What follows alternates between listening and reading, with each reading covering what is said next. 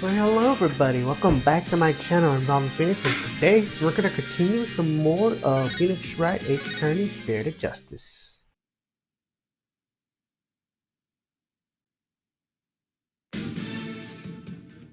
Right, the last time we were chased it by the Royal Guards.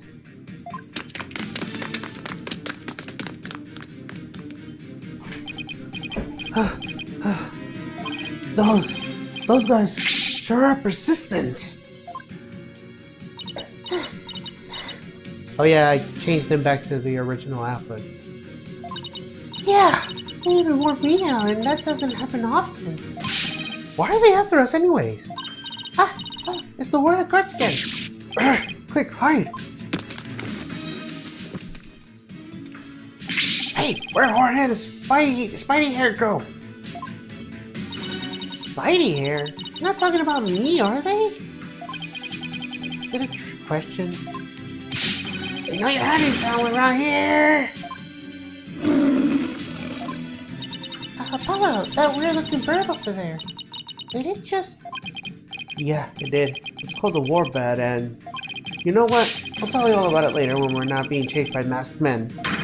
Come out, wherever you are! Hand over the Founder's Orb! We know what's good for you! It figures they're after the orb. I don't want to know what they'll do to it if we are captured. If they grilled in those obnoxious loud voices, I'd cave after the first hour and confess to whatever they wanted, truth or no. Come on now, you foreign devils! This has gone far enough! You must not be remnants with any longer! We gotta get out of here! There must be a safe place to hide somewhere.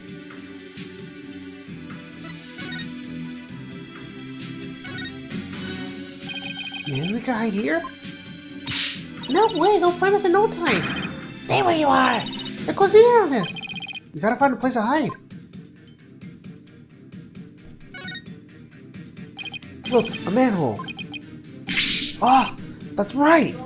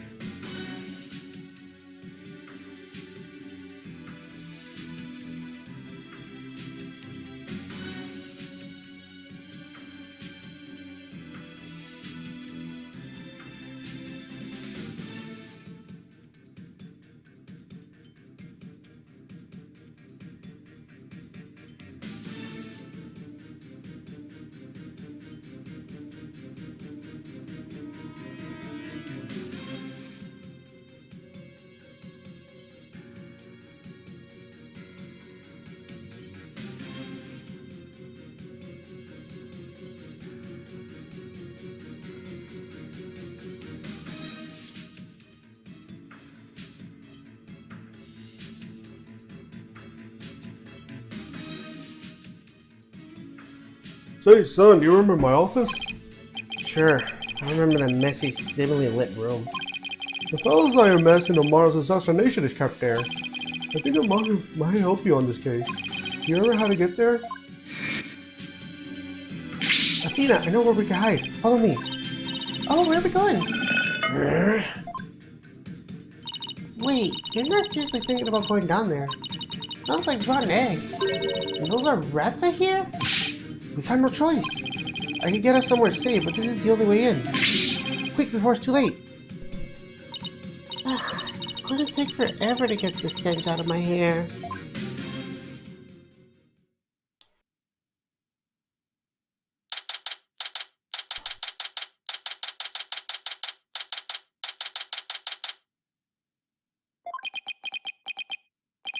Looks like we lost them. That was close. Dirk's office. How long has it been since I last set foot in here? At least we're safe now, but... Why is Ardino all hover over the corner like that? Ah! That's... AJ! What the heck are you doing here? Ron's warrior guards are after us. Once a rebel, always a rebel. Don't worry, the regime doesn't know about this place, so you can relax now. Good. Since when am I a part of the rebellion? I don't recall signing up. Hold Mr. Wright? What are you doing here? We saw you two go in that manhole. You nearly escaped the guards' notice. It was like watching a pair of ostriches bury their heads in the sand. I guess that was a close shave than I had thought.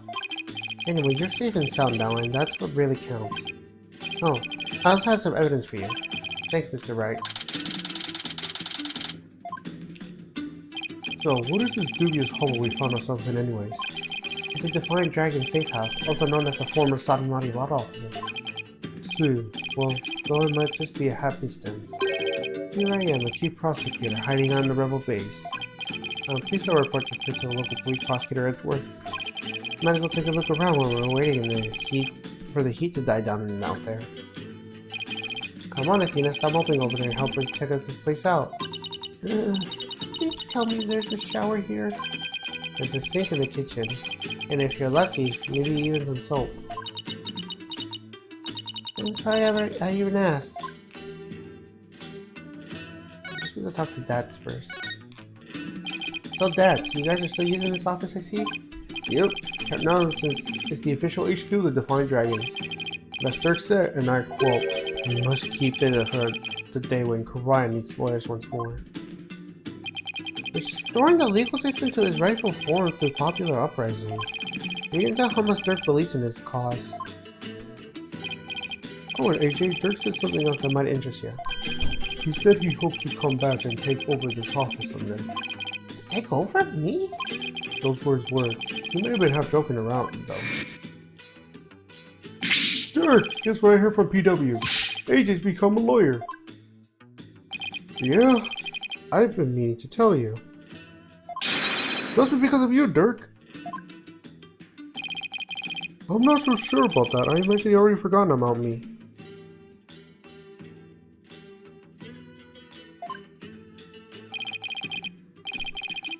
What you talking about? I bet you can't wait to follow in your footsteps. Nothing would make me happier. Maybe one day he'll return to Korea and take over this office. It's just a pipe dream, though.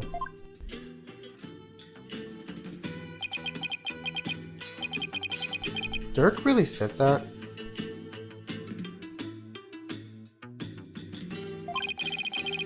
Dirk was never a hands-on kind of dad.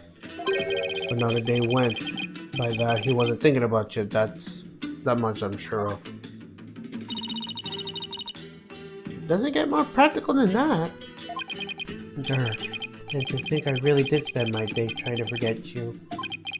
I'm looking forward to a nice long talk once you're free. Alright, I guess we can do some searching now. Wonder what's in this file? Oh, it's full of newspaper clippings. There seems to be a collection of documents and information on Amara's assassination. So this is what Dirk was talking about. I already know most of the stuff here on the top. Let's see what else there is. Wow, where did you get all this? Anything important here? What about this? Apollo's robbing magician father got caught up in this incident and lost his life. What? This is about your father, Apollo. Looks like it, but I was never told much more than what's written here. Really? How come? Dirk always skated around the subject. Maybe he thought I was still too young. Plus, I always thought of Dirk as my dad, so I never really brought it up. Oh, I see. Still, I feel kind of sorry for your real dad. My real dad. I was never really interested in learning about him. After seeing his picture, I can't help to feel a little curious. I wonder if Dad could tell me anything about him.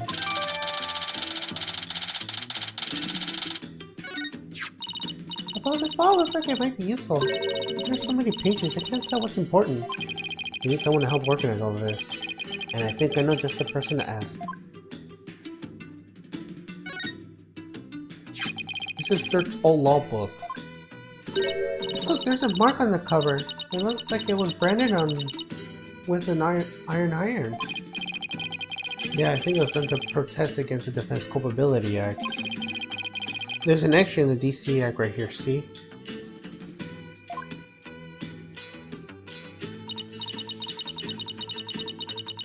Oh, so this is the infamous anti-lawyer law you guys were talking about.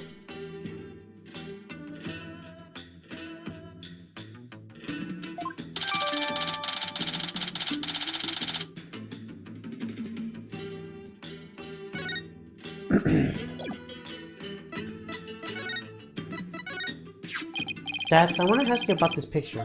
That's the picture of your pop that Dirk found, and he had a heck of a time tracking it down. He said he searched all over for it. Why? Why would you go through all that trouble? Dad, speak to us anything you know about Paula's dad. Do you know what my biological father was like? Dirk once told me about him. He was a modern minstrel, walking the world and make music in his travel. This fellow also has some information on your real dad. He says he died in the blaze of Queen of Mars residence 23 years ago. That's right, Dirk had invited him over. Dirk's the kind of guy who can become best friends with just about anyone. And it seems your pops was like that too, AJ. They hit it off like a bar.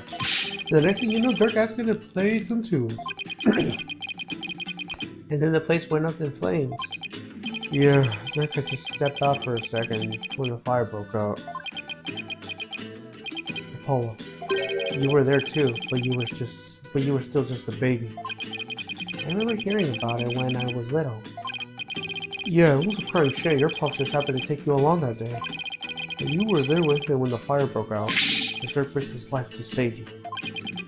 It's like Dirk's done nothing but save me all my life. All your pop's stuff got burnt up, including everything that could have helped us identify him. All we know about him at first was his stage name, Jangly Justice or something like that. Dirk did everything he could just to dig up to what little we know now. What about my mother? Do you know anything about her? All we know is she was traveling with your pops. But that day she was off doing something on her own. So then she probably didn't even know my father had been with Dirk, huh? But she must have been desperate to find you and your father once you got missing. No doubt, with the Queen's assassination threw the kingdom into chaos. The police were so overwhelmed they were probably hardly of any help to her. We searched and searched until our legs gave out too, but we never found her. And with your father's stuff all burnt up, we have zero leads, not even a photo. That's how I become an orphan. Yeah, who knows? Maybe your mom really read the details on the fire in the newspaper. Maybe she figured you died along with your pops. Wow, I have no idea you've been through all that, Apollo. Yeah, that's rough. That's about this file. Can you help me figure out which pieces are the most relevant? Yep, sure can. I got a whole thing memorized. See this page? It's definitely worth a look. Oh, that's right. Prosecutor Salmon was part of the royal family, wasn't he? Yep, but he was expelled after the whole thing with Dirk happened. He must have gone through hell once he entered the legal world, though. Because of the sins of the father is visited upon his children thing? Yep, in the eyes of the people, Dirk is not only a traitor to his kingdom, he's also the terrorist who assassinated the previous queen. So to his son, Beauty is no doubt got the cold shoulder on every turn. It must have been really hard for him. Yeah, the ties between father and son aren't something you can break even if you try. No matter where he went, he probably labeled the son of a criminal. But despite it all, he's made a name for himself through blood, sweat, and tears. I mean, just look at him now. He's a star prosecutor working cases around the globe. He's become a hero, pride and joy of Korean. No, that's a Yayuda I know. Super smart and never willing to give in. He must have studied and fought like his life depended on him to where he is today.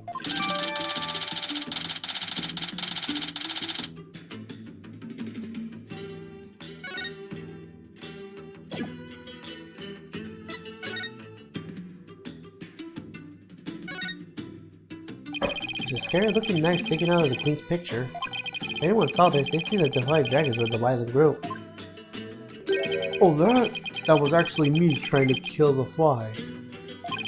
I threw that knife at it as well, and that thing ended up stick right between her eyes. You mean this wasn't on purpose?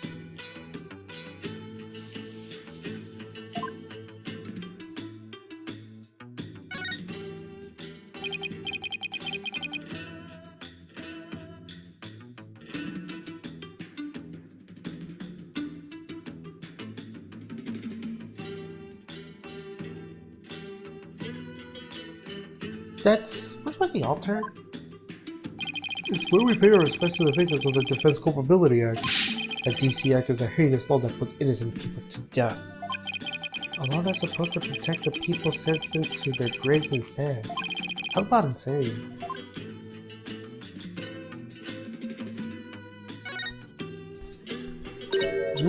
Who's the kid? Wait a second, that's you, Apollo. I don't recognize those horns anywhere. Is that really the only way anyone can recognize me? You were so cute. And who's that fine-looking young man? That's Nayuta, back when he used to smile. Wow, his smile's absolutely angelic. Sure brings back memories of sick of the day when we all went off fishing. What was Prosecutor Sapmani like when he was younger? He was kind of quiet but passionate when it came to his convictions. When he finally made prosecutor, he was all fired up to change Quran for the better. But now he's nothing more than Goran's lackey. Seems like Dad has a lot to say about Nayuta. I'll ask him about his thoughts later.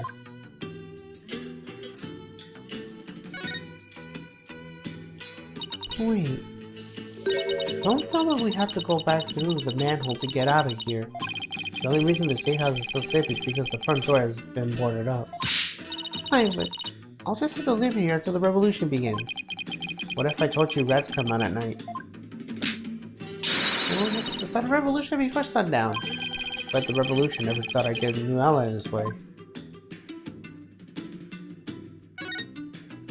It's on modding offices. That's the sign Dirk used to display out front. Hey Dax, I heard the office used to do quite a bit of business.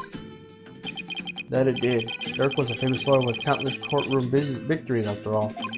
He was a dauntless dragon who turned trials upside down, snatching victory from the jaws of defeat. His fame as a lawyer spread far and wide across Kurion back in the day. I hope the day comes that he could probably display his sign again.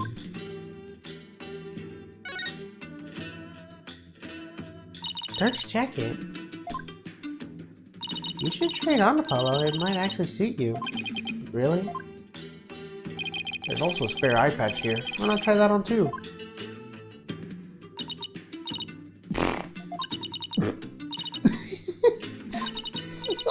Sorry, just picturing you and all that. It's just so funny. Ow, my pride. Surprised to see so many appliances here. There's even a TV. Speaking of which, we gave the people of Quran quite a shock when the plump Punisher wore a Neo Twilight Realm and Lamps was flashed on TV.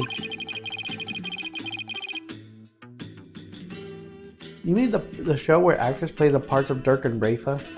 You hijacked that in the middle of its broadcast, right? Yep. All the writers do each week is try to ruin the Defiant Dragons' good name. So we decided to hit it where it hurts. That must have been real shocking, especially for the kids who waited all week to see it. I mean, the show's main villain is actually hijacking the very show he's in.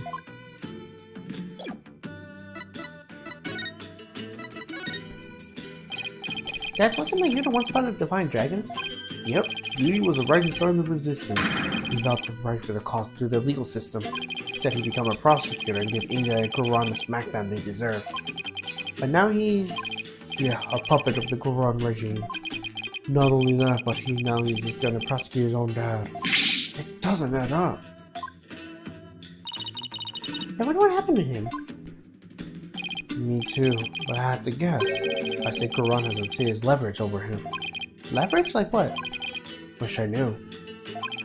But it seems like Dirk knows. I tried to press him about it, but he wouldn't say. I'm gonna think of it. Dirk did say. Nayuta is suffering? Yes, he knows the rightful state of Korion's legal system. It's something forced him to bend to Goran's will, and he's tearing it apart.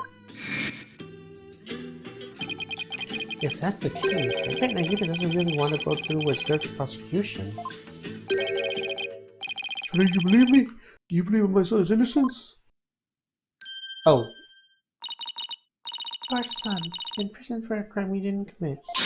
Let's petition the government for his release and a declaration of innocence. Oh, thank you. I'm forever in your debt. Who's that? Hey there, Mrs. Inmee. Hard at work, I see. Yes, I have my own battle that I must wage. There are many who suffer under the Defense Culpability Act. Mrs. Inmee, please don't forget about our case too. I won't look into it as soon as I am able. What's Mrs. Inmee doing here? She's lending her ear to all those suffering under the regime's lawful accusations. A lady whose husband been in prison, parents whose sons been falsely charged. She's helping all those types of people. She's trying to help the revolution along, in her own special way. Yep, thanks to her, more and more folks are coming over to our side. All the people who have been unhappy with the regime have been waiting for just this chance. And they're starting to speak out in support of us. The people are responding, and the grassroots movement is growing. Their dream of revolution may finally come true. What should we do about the Founder's Orb? We'll probably run into the Warrior Guards again the moment we leave this place.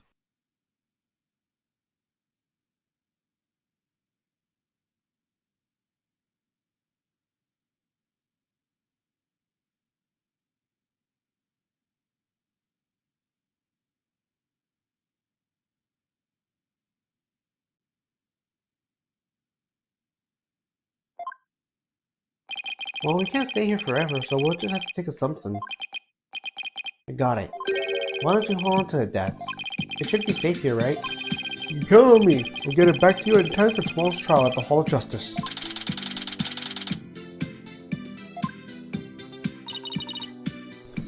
What now, Apollo? Well, we gotta handle what happened 23 years ago. Maybe we should pay Dirk a visit. There's something I want to show him. I'll join you. I want to talk to him before tomorrow's trial. Maybe I should wait here then. We'll attract undue attention if we go in too large of a group. Yeah, let's go visit Dirk.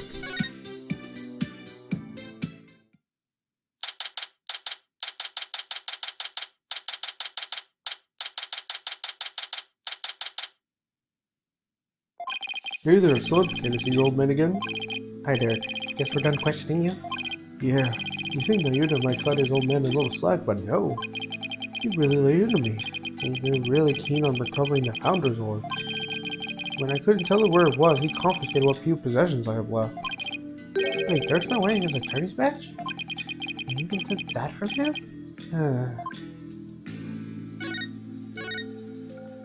He confiscated all my prized jailbreaking tools. What do you expect? I mean, no prosecutor in their right mind will let a prisoner keep stuff like that. Did he take your attorney's badge too? No. I thought it's strange though. Just when he looked like he was going to take it from me, he changed his mind. Wonder why. Indeed. I find it hard to understand anything he does these days. Your Kawaii niece attorney's badge. You wore it all these years, even though all the lawyers are gone. Yes, because the dragon's eye is the embodiment of my creed. To show the world that the dragon never yields, huh? Hey, Dirk. Why do you still wear your badge? He's not a lawyer anymore, right? This badge is the heart of soul, son. I'll never stop trying to realize my dream, not until the very last breath. The dragon never yields, right? Exactly. Nayuta, Apollo, I want to restore Ryan's sickle system to his rightful state one day. I want to pass on to you the world where we can live free from the fear of tyranny. He was always saying stuff like that to the two of us. Nayuta, is there a reason you didn't take Dirk's badge? Because you still remember those talks too? I really hope that's what it is. Son, will you keep my badge for me? Are you sure? I can't take something so important to you. Exactly why I want you to hold on to it, Apollo. placing my faith in your hands. Alright, so make sure to stay safe.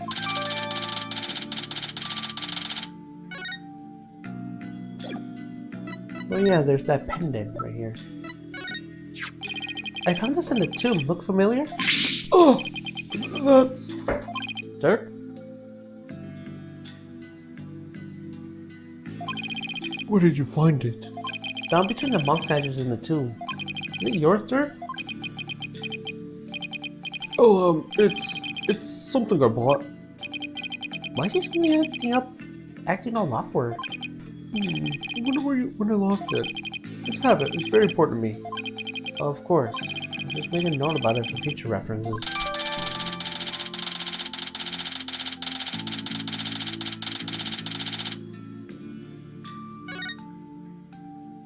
Apollo, remember how Ego said he has someone dear to Dirk? Why did you ask him about that? Alright, I'll give it a try.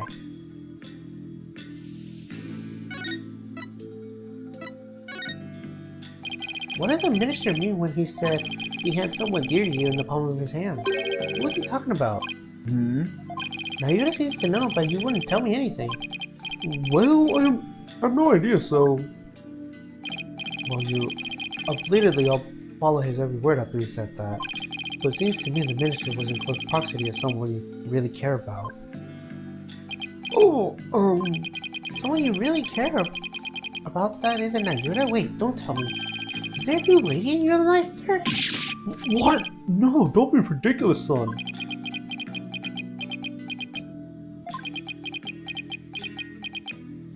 The love of my life was Amara, but she's gone now and there will never be another.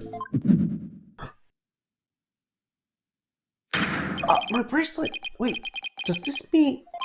Dirk, have you really not met someone new?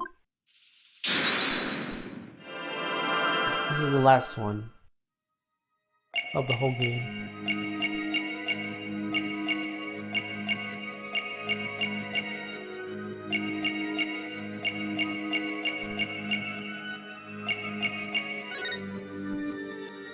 Well, take this moment at last, because this is the final one of the whole series.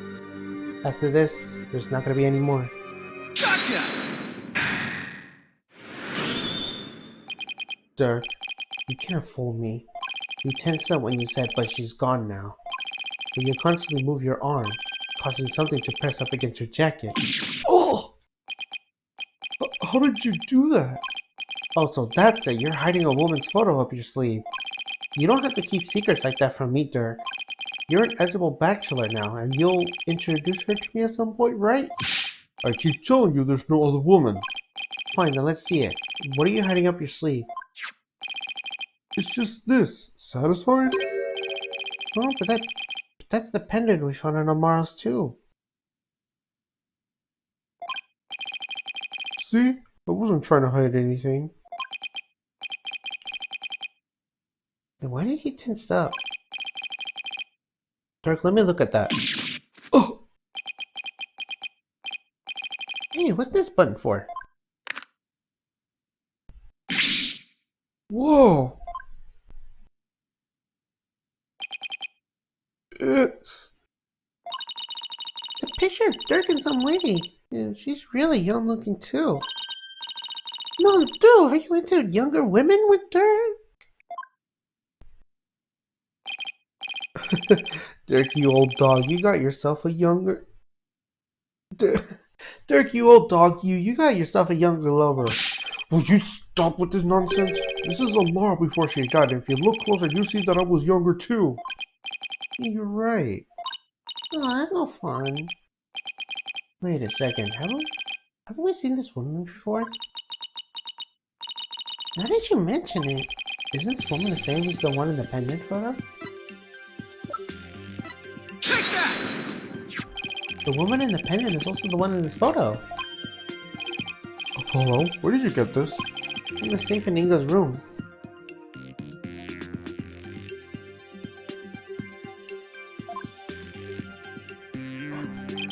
Apollo, if this is Queen Amara, it had to have been taken at least 23 years ago.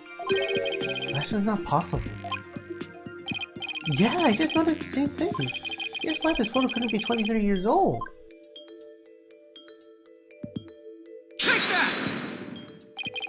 at the law book. It has the mark of the Defiant Dragons branded on it. But that mark didn't exist until after you started your revolutionary activities, Dirk. So this photo must have been taken after Garon came into power. And that didn't happen until after Amara was assassinated. So then how did Amara even be in this photo?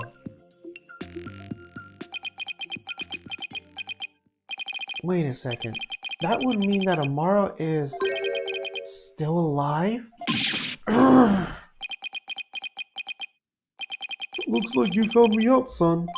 Wait, so that's actually true? What a twist.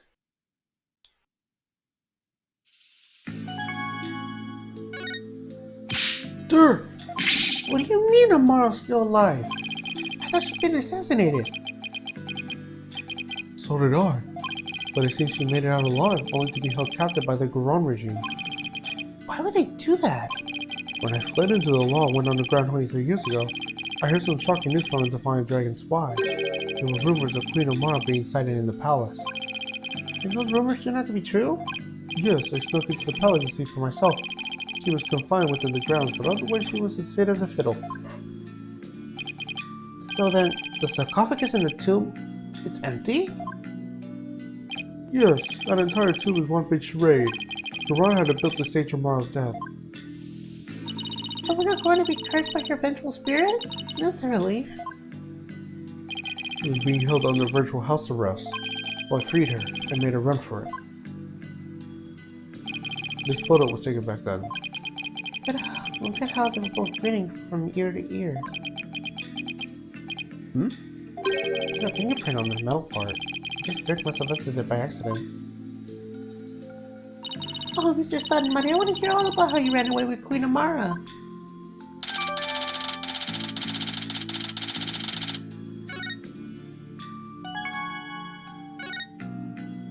I'm surprised Amara agreed to run away with you. I mean, the Garon must have held her that you tried to kill her. I tried to convince her that I was the one that set up the blaze. And she believed you? She said, and I quote, "I shall accompany you so I may ascertain the truth myself." She always was a tough one to read. I bet she was thrilled you came to her rescue, Mr. Suddenmoney. To be set free by your beloved, it's like something out of a fairy tale.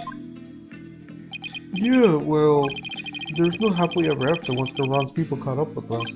They took Amara away to who knows where. I snuck back in the palace and searched high and low for her, but to no avail. They probably moved her to some remote mountain prison or the like. Dirk, now you ever know about this? He knows she's his true mother, I told him that much. Wait, is that why Nayuta's following Garon's orders? Most likely. So then do you think that deep down he doesn't really want to prosecute you? Well, he's not the one to show his feelings, and lately I have no idea what he's thinking. Apollo, we need to grill the Queen about Amara when we had the chance. I was wondering about something. This little baby the lady's holding, is that Prosecutor Suddenmoney? Not necessarily. It could just as well be me. After all, we're only 1 year apart. I don't know, I mean the kid in this picture is too cute to be you. Let's settle this by asking Dirk himself.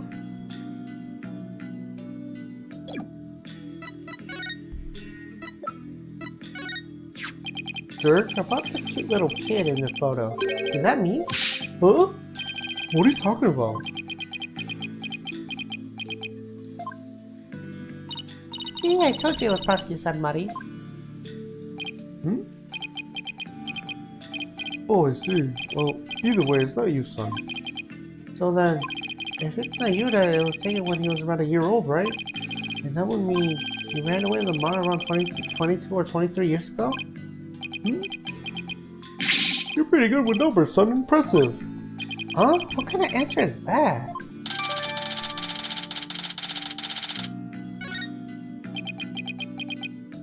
Before you go, son, there is something else I need to tell you. Something important. What is it, Dirk? I've never seen you act so serious before. Wasn't this something important you had to tell me? Listen, son. Even if you manage to prove me innocent tomorrow, I don't have long to live. Huh? What are you talking about? What I mean is I can overhear the Twilight Realm calling my name.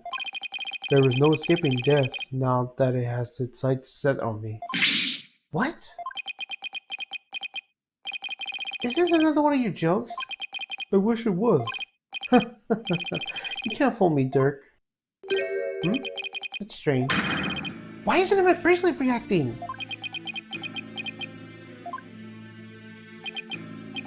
Are you sick? It's something like that. You're not joking? I'm afraid not, son. Sorry. Is there a cure? At least some sort of treatment? Unfortunately not. Not for what I've got. If you need some kind of surgery, I'll work hard until I can pay for it. So, please. It's too late. There's nothing more to be done now. But you always say a dragon never yields, so why are you giving up now? Oh, Polo, I'm sorry. I really am. I don't understand. Why is this happening, Dirk? Why? Listen, Apollo. I got a favor to ask of you. Would you keep quiet about all this? I don't want my fellow dragons to find out. They'll lose all hope if they know I was dying. Would you do that for me? Of course. Why is this happening now? When I was finally starting to feel like you really are my...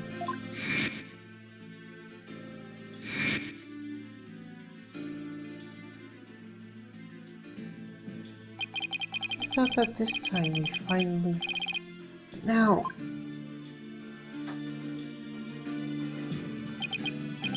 Damn it! Why? Hello? Listen, son, I don't have much longer to live, but I'll never let them execute me. Not before I finish what I need to do. No, Dirk. There's no way I'm gonna let them prove you guilty. Before he does, I'm going to turn back time by righting the wrongs that have been done. I'm going to restore Dirk's freedom. And return the real smile to Nayuta's face. I'm going to win this case. I just have to. Son, I have one more big secret. What? There's something else you've been hiding from me? I'm afraid I can't tell you what it is. I'll be betraying a certain someone if I did. Huh? What's this supposed to mean? Forgive me. You just have to find out for yourself. That's the only way. I don't understand, Dirk. Apollo, in court tomorrow, you may find yourself faced with the truth that is difficult to accept. But I know you. I know you can handle the truth no matter what it turns out to be. I know that because I believe in you. You're my son after all. Dirk, what are you talking about? He's not going to reveal that he actually is the killer, is he? Looks like we ran out of things to discuss. Hello? Are you okay? Fine. Free him now! Release Dirk! What's going on out there? Sounds like the party's getting started without me. Huh? He's coming from the temple. Let's go, Paul, and take a look.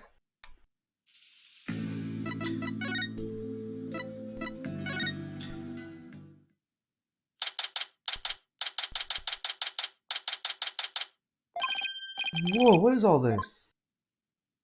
Ow,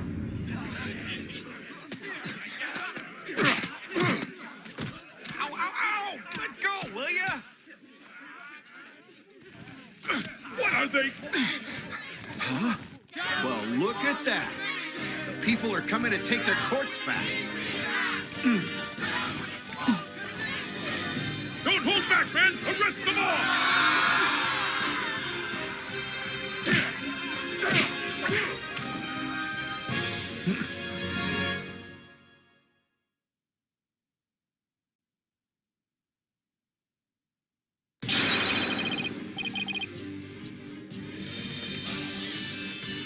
Dirk belongs to the people! Get him back! Here, where are you holding him? Quiet down, you! They had me fix this too, but he didn't do anything wrong! Ow, ow! Stop pulling my hair! Here's my son! Release him now! Ah, stop that! No biting! This is really something. And it looks like Dad and Mrs. Ivy are leading the charge. You enlightened fools. Do you honestly think this will change anything? Cutie! Why do you keep serving that witch Garon? It's... Hey, Nayuta! You again. What's going on here? It would appear there's an insurgence of flaming the flames of rebellion. But I never thought it would grow so large. However, they will all be under arrest shortly. Reinforcements almost here. Were we arrested just for protesting? You are aiding and abetting a criminal by seeking the release. Her Eminence, Queen Gobarad, has ordered they be arrested and judged in mass. But weren't you once a member of the Flying Dragons too? How can you go along with this? I'm simply following the orders that Her Eminence had handed down. No, it can't be as simple as that. Listen, Nayuta, there's something I want to talk to you about.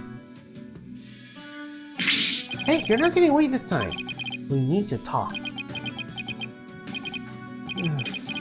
There's no reason with me. Very well then. Speak.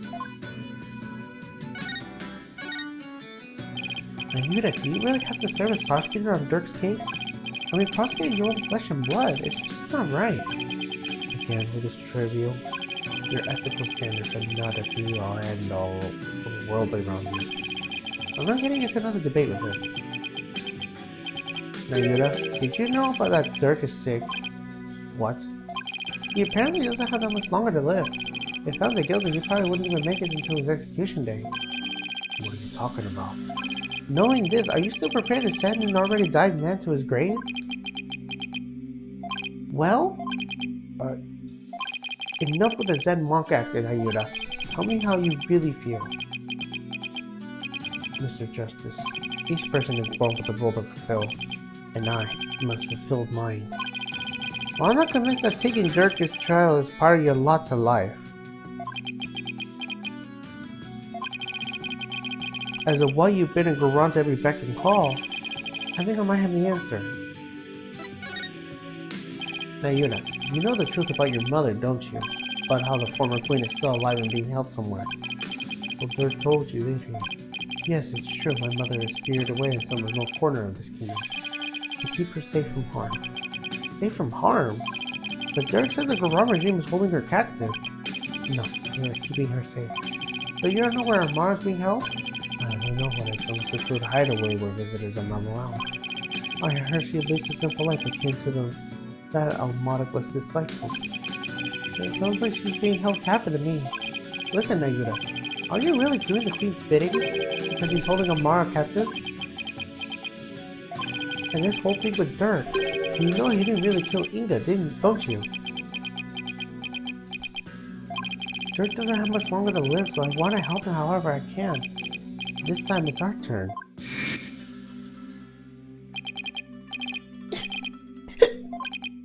You'd have been killed, but you risked your life to save us. Why? What a silly question. What father wouldn't risk his life to save his own children? Nayuta, Apollo, don't you ever hesitate to call when you need me, understand? It's our turn to help Dirk however we can.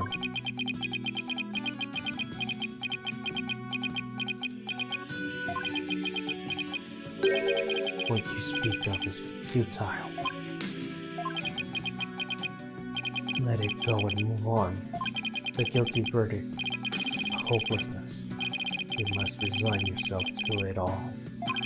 Clinging to false hope now will only serve to magnify your future despair. So let it go and move on. Nayuta, are you really going to just roll over on this? I have no more time to idle chatter. I must prepare for tomorrow's trial. Now, if you'll excuse me. Apollo, I sense a whirlpool of emotions coming from within Prosecutor Sanmari just now. Anger, shock, bewilderment, and a nice sorrow, as deep as dark as an abyss. Yeah, I picked up on it too. Looks like Dirk really won't be the only one who will need my help tomorrow.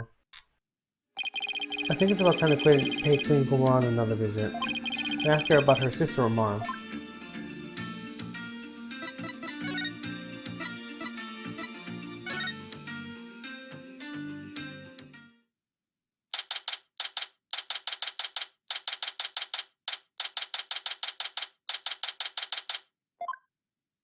The Royal Guard isn't around. That is utter hoopney. You can't continue to deceive the people like that. Rafa, justice is much more than simply speaking the truth. Is that Princess Rafa Queen Goran over there? Deceive me too, Mother. How can I ever believe a word you say again? You need to poop. Ah, Your benevolence. I couldn't help it over here. you impudent. Ow! Are you okay, Mr. Wright? I can't believe she actually punched you. Yeah, I'm used to it by now. What's the matter with the princess? Sounded like she was arguing with her mother. Maybe it has something to do with this picture. Rafa said she had to ask her mother about some secret or another so soon as she saw it. So then, does that mean that Princess Rafa knows what really happened? That Amara wasn't assassinated and is still pretty much alive? It would seem so, and she doesn't seem to be taking Goran's life very well. That's no surprise considering how much Rafa reveres her mother. That would definitely cause her a great deal of anguish and sadness. Eavesdropping, are we? How very rude. You there. No, you're not their son. Oh, nice to meet you, Your Eminence. We're actually here to speak with you, if you spare us a moment. Your Eminence, Dirk told me about Amara. About how she's still alive, as is. You know not a white speak. After Dirk learned Amara was still alive, he rescued her and they ran off together. And she was captured, remained captured to secret location to this day. As for now, you to do your bidding, it's only because Amara's life is in your hands. What an active imagination you have! Lawyer Anna Camellia, how droll! Whoa, where did they come from? Anyway, if she's gonna play dumb, I just have to drop her in with some evidence.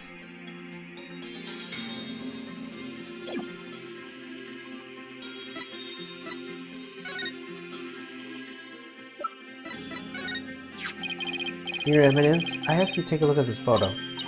What, that's...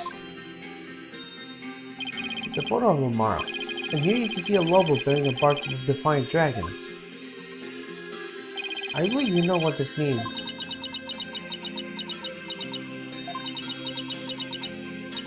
Very well.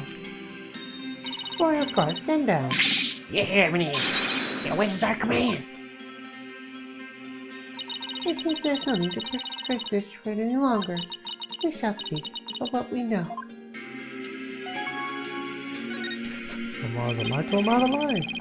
So that you admit that Amara's still alive. Yes, she is under our protection in a safe location. I think you mean being held prisoner. And where is she being kept? No one we tell the son of a traitor that. Yes, she has a point there. No need our worry, Horn Devil. It would not be wise to inform the people that Amara yet left. Only serve to plunge public order into chaos. I have no intention of doing that. Besides, there are real terrorists out there who might try to kill her. Good. Now, there is something we have been meaning to ask you. Do you know what has become of the Founder's Orb? The Founder's Orb went missing after Dirk took it into the tomb. That's disturbing. We thought you might know something of its current whereabouts. I knew it. I suppose I could thank you for that free running tour on Orion. That was the Warrior Guard's own doing. Nice try, lady. But now you're definitely not getting the orb, ever. Why do you want the orb so badly anyways? Because it would be most dangerous in the wrong hands. You must keep it covered. Is that legend true? Can the orb really impart spiritual power? Are you worried that someone could overthrow you with it? The Holy Mother's power is without equal. If Her Holiness once again returned to our world, she could conceivably bestow great power upon the one who unlocked the orb's secret. I guess that makes sense considering spirit channeling is the fact of life here. So we may ask you, Horn Devil, do you receive the Founder's Orb from Dirk? Does it look like I did? So you like to play games, don't you? Royal Guard! Yes, Your Eminence. Search this devil and his belongings. What? I want you, Emily. Don't move. You're only making this harder on yourself. Yeah, hey, cut it out! What the?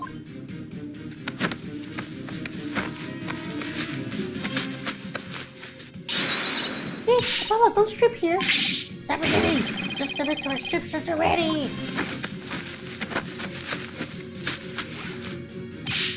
No, wait! Hey, cut it out. Ah!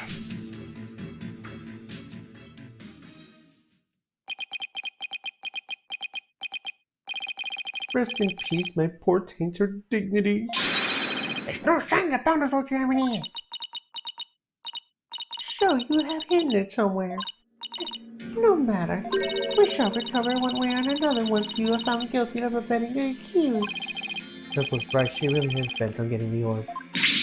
Mother! Looks like the princess is back. Took his shoulders out and calm myself, but I still find the situation unacceptable. The people must be informed about Queen Amara. You guys know about that. Risa, you do not get precise the clear grounds of how the government is people in charge. There will always be secrets that must be kept from the ignorant masses.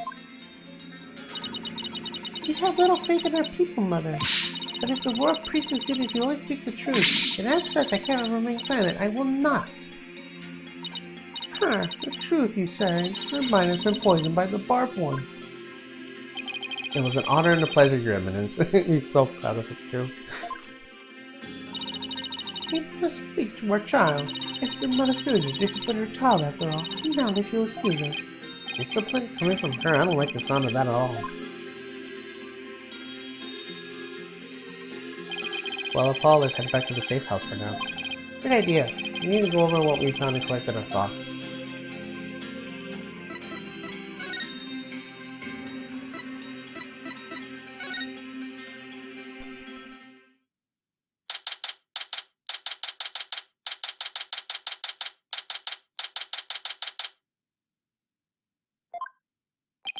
Oh, you're back. Thank you for holding down the door. Thank you for holding down the fort, Chief Prosecutor Edgeworth. Sorry it took so long. Hope you weren't too bored.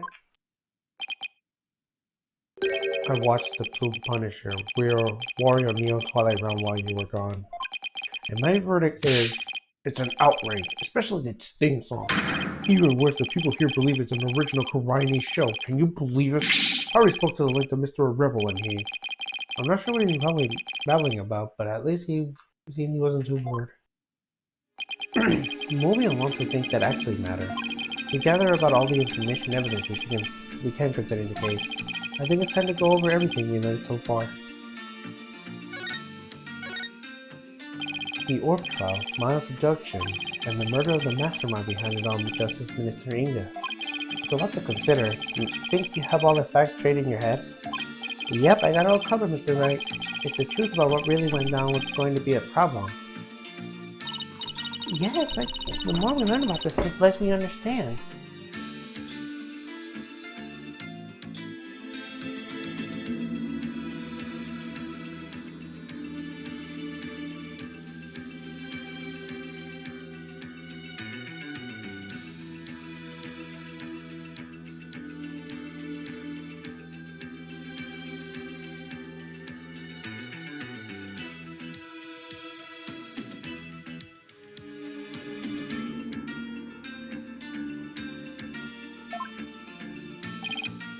I agree, there's a deep darkness enveloping this case. I'm almost afraid of what we find once we lift the black veil. Suffice to say, the real killer is definitely waiting underneath. Real killer, huh? Now that's $1 million question. Who killed Inga and why?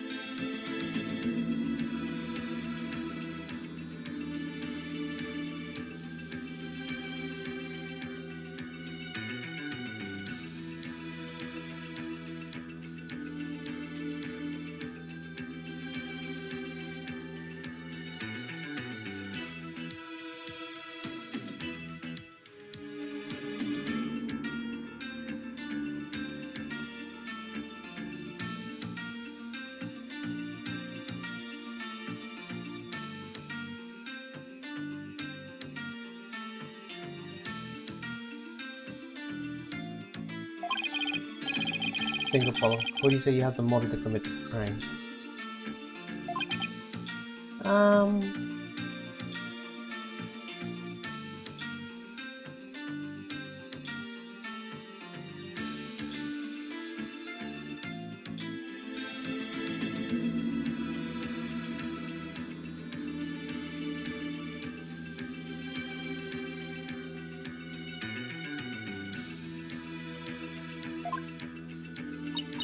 I, for one, am drawing a complete blank. I want to know how the killer slipped into the tomb, killing Ninja, and slipped back out without ever being seen. That's a bona fide locker room mystery right there. Well, we collected plenty of evidence and statements. I just hope the rest comes out of court. It'll be a thinner tightrope than usual, that's for sure. This is one big fly in the ornament. In order to prove Dirk's complete innocence, we also have to extort him in a crime committed 23 years ago. Amaro's supposed assassination. Hey, we know Amaro's still alive. But Dirk would still be charged with plotting to kill her. We didn't discover the truth even after over 2 decades of investigating, so our biggest hurdle is going to be the complete lack of evidence. The fire makes sure of that. Mr. Wright, have you ever won a case without any evidence? No, that's one thing I've never done before. The trial unprecedented, even the decorated manacles of the Wright Anything Agency. Still, I can't help but wonder, was there really no evidence left behind?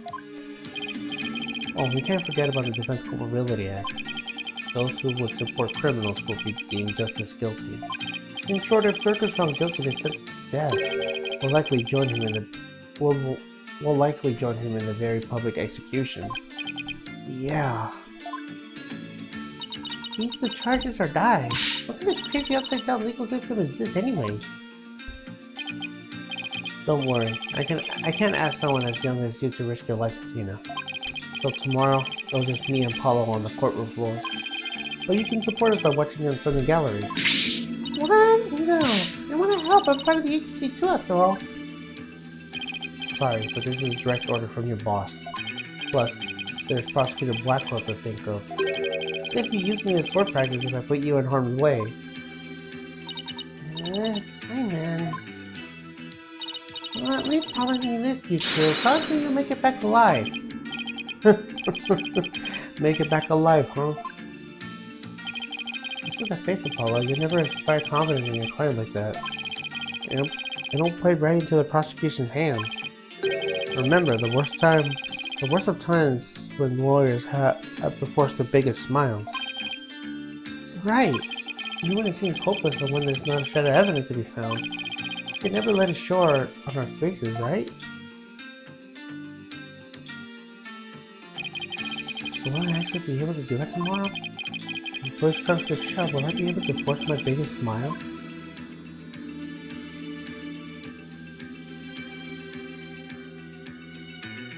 Alright.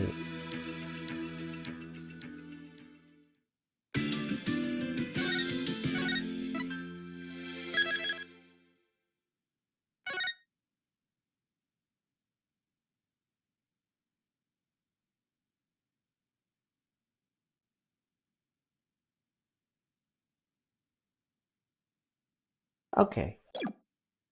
Let's do it.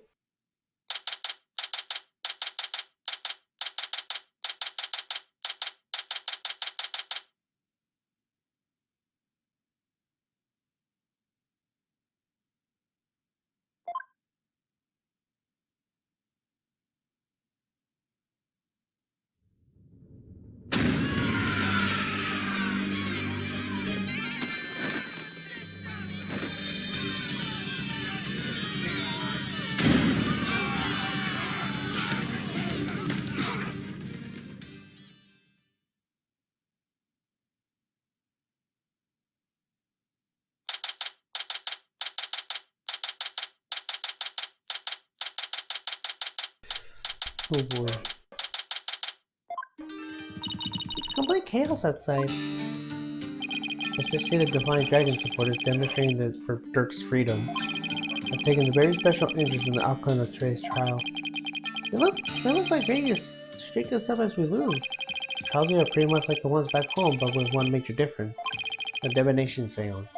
The Viking's final memories will become a matter of deliberation.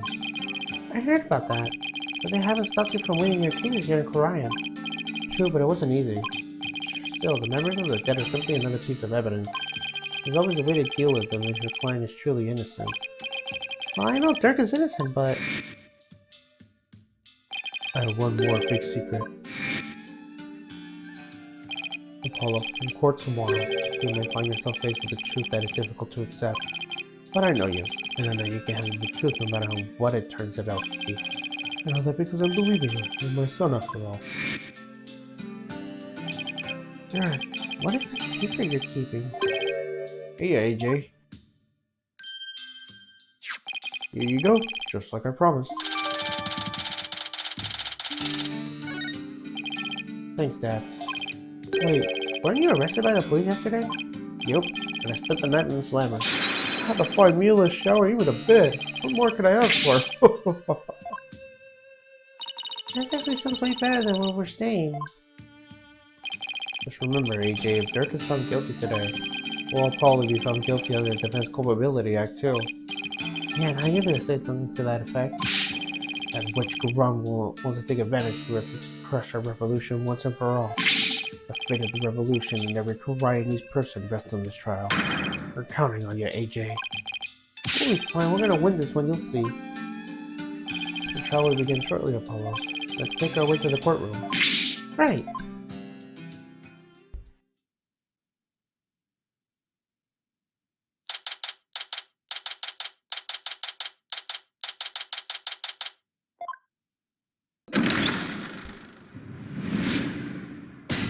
It's time.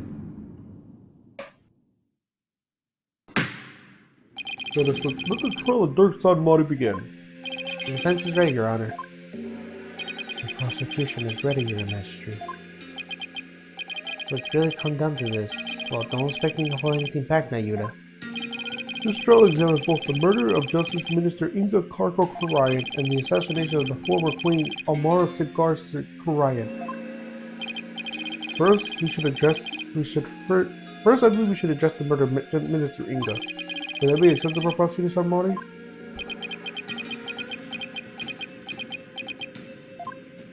Prosecutor Sanmari?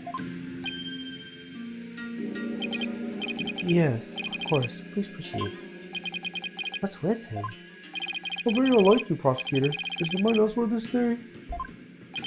Not at all, Your Majesty. Are you really going to be able to go through with this, Nayuda? Well, Prosecutor Sanmari, I would be remiss if I failed to voice a concern of mine. I have heard mentions that you are the son of the accused, Dirk Sanmari. You have heard the truth. Does that fact pose some sort of a problem, Your Majesty?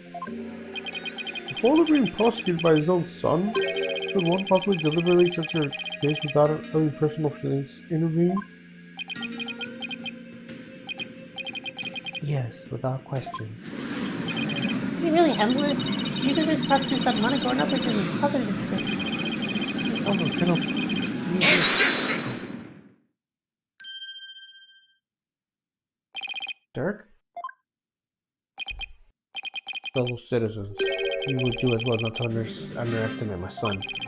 He is not one to allow personal feelings to interfere with the execution of his duty. Right now, Yuda. I will not stop till my work here is done. See, so all you've done is just sit back down and before you tripped over your stupidity.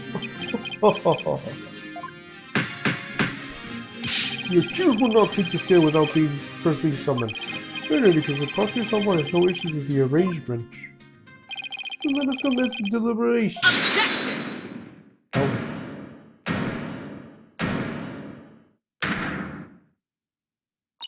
One moment, if you would. Your Eminence? Your Eminence? What brings you here? Oh.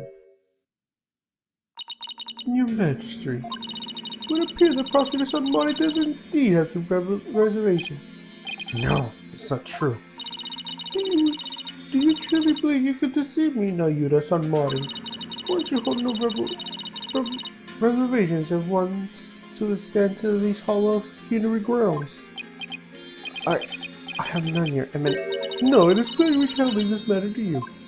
You shall hand the prosecution to any of the crown dirts on money personally, but remain by my side while bearing witness to the true prosecutor and enforce the law.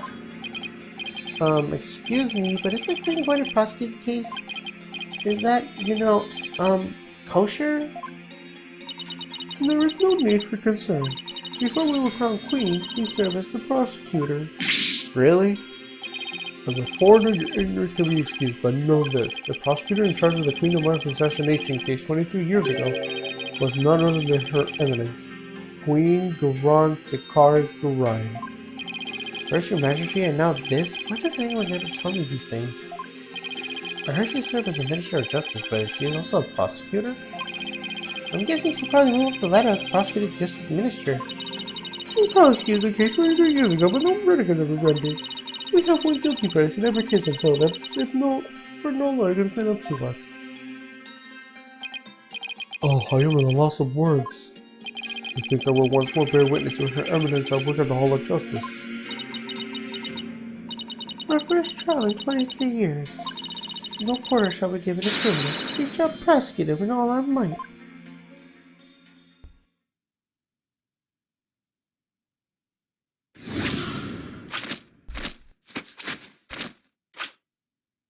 Whoa.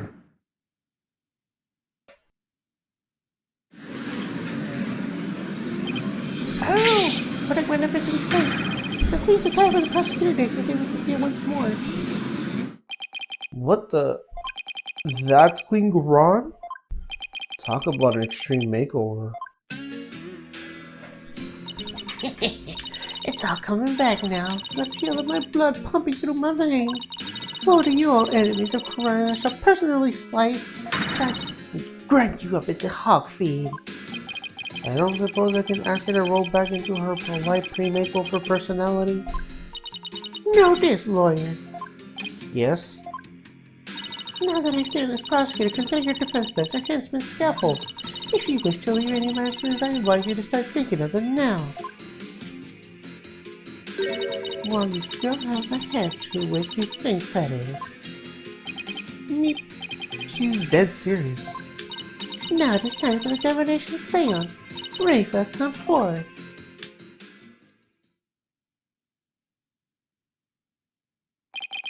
Your benevolence, thank you for gracing us with your presence.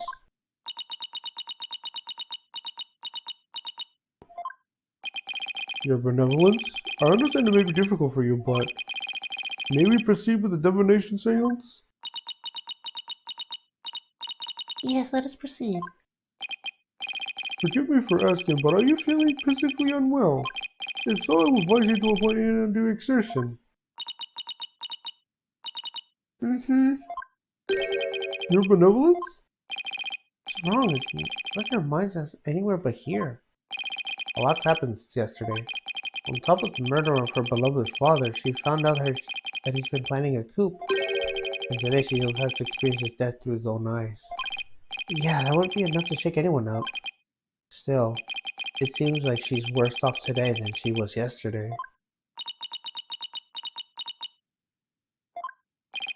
Yeah, I don't remember her being this depressed. We must speak with our child. It is a mother's duty to discipline her child after all. Now if you'll excuse us. Discipline? Coming from her, I don't like the sound of that at all. Wait. Garan didn't do something to her, did she?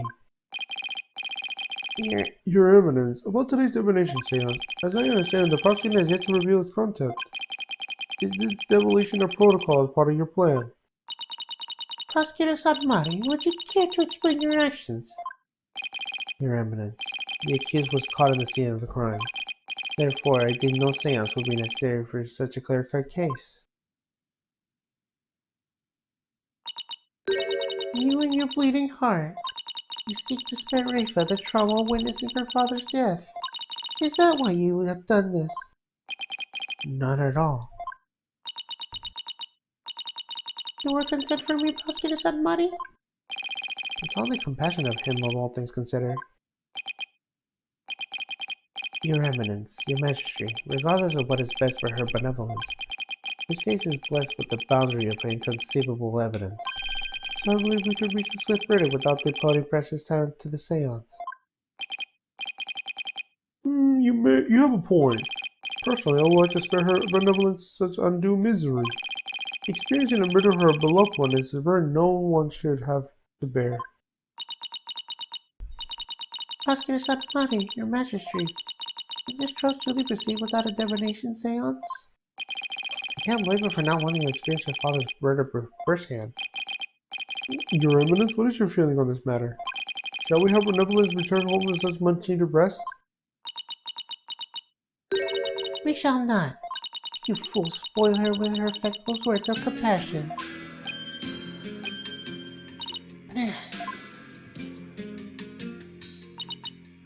Listen well, Rafa. We have spoken time and time again about how grown up you are now. Yes, but... So, let us see if the royal priestess has truly come to her own.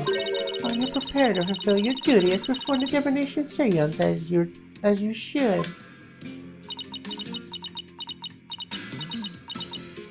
Yes. That's better. See? Problem solved. Poor Rafa. Is this really a good idea? I guess we'll see. Very well. Let us begin. The divination seance. Nia, my robe. Oh! Looks like Nair's still missing. It's been a whole day already. Barbhead. Yes? You remove my robe. What? Why me? Don't keep her benevolence waiting now, Mr. Wright. Can't you see she's ready to begin? Ray, I've been reduced to royal rope remover. It's like she's grooming Mr. Wright to be Nair's replacement.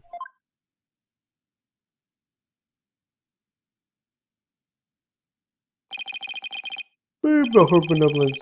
Please start when you're ready.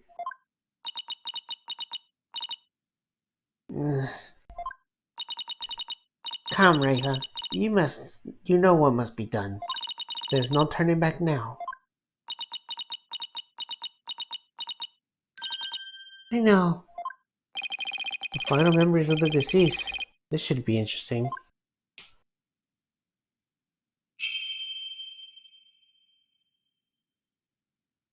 O Holy Mother, we hold this divination seance in your name. Let the eyes of everyone here be clear, and our ears be unstopped.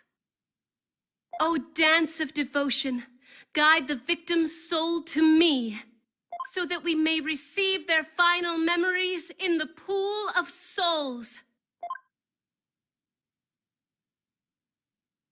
I'm still gonna skip it.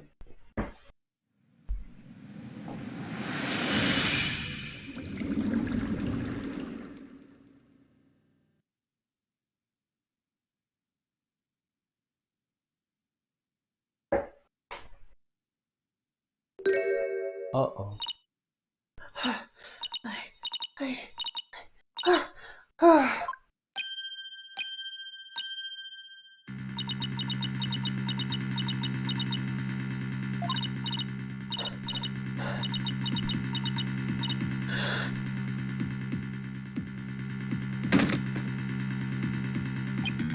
Your benevolence! What's wrong? This is unacceptable. Bailiff, take her benevolence to the first aid station at once! This is not good.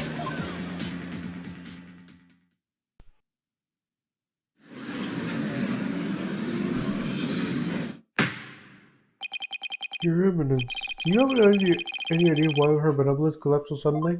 It seems she was not ready to what the disease was to reveal. It overwhelmed her. Her inexperience and immaturity left her ill prepared to face her father's death. And she said she could go through with it. How very disappointing. I know someone who's not winning Mother of the Year ever. I mean, of course Faitha's going to be overwhelmed. She's still just a child. It seems we have no choice but to move on with the witness testimony, Your Majesty. Oh, yes, let us proceed. Bailiff, summon the first witness if you would.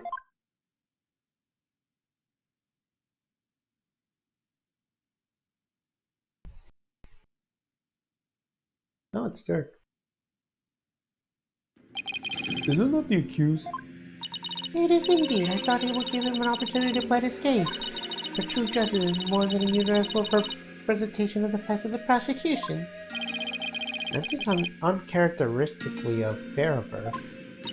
However, should the accused fail to produce convincing testimony, he, along with his couple of traitorous lawyers, shall immediately be found guilty, and their heads will roll from their shoulders. What? I should have known there was a catch. Your court, your rules, same as always, man. I say go on. Now then, Mr. Dirk's on body, if you would enlighten us to what has happened. Well, I would if I could.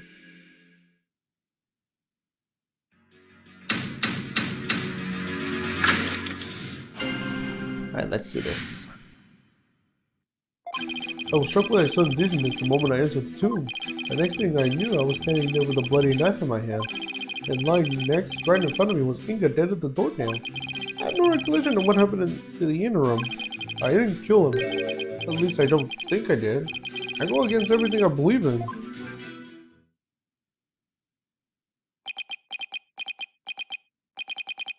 That didn't explain squat.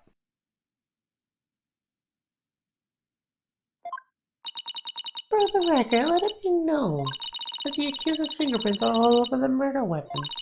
Since he was caught in the act, there was no chance for the third party to tamper with it. Well, that certainly seems to be pointing the finger at you, Mr. Salmati. Even as a lawyer, I have to agree with you there, Your Majesty. Seriously, Dirk, this is no laughing matter. This is exactly what Ron wanted. To have Dirk try to plead his case only to fail miserably. How low can she go? Prosecutor, behold this most unpleasant of spectacles and let it etch into your soul. See how instead of accepting the inevitable, most bespring lawyers found them flop themselves in the abyss of despair.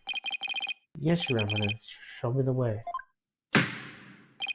Now then, will the defense please begin their cross-examination?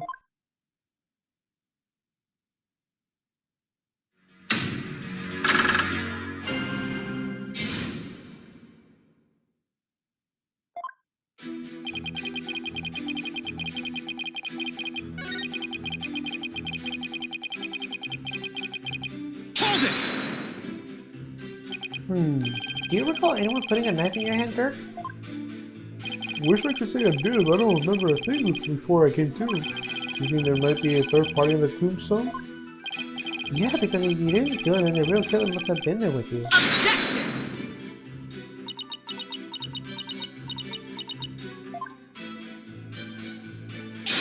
You called your eminence. Does she go anywhere without those goons? Was there a third party in the tomb when you were securing it?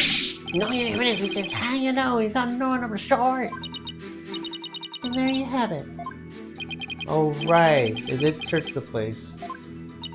Furthermore, my guards have the entire tomb surrounded, so there's no way for anyone to escape. That's right, no one can get in without knowledge. The eminence on-site directives are absolutely flawless. Ugh. You see now, the presence of a third party is beyond the realm of possibility. The tomb was, for all intents and purposes, completely sealed off from the rest of the world. What a waste of time. And it was more obvious, Dirk must have been the killer. Thanks for nothing, gallery guy. As if our graves weren't enough deep already. Accused, do you believe in the possible presence of a third party? Well, based on the situation you presented, I think the chances are slim to none. You didn't have to agree with her, Dirk. Let the accused statement be added to his testimony. Very well, Mr. Sarmati, if you would. It's like the more we press, the thinner our gaze gets. Let's keep pressing and maybe we'll work out the wrinkles of it too.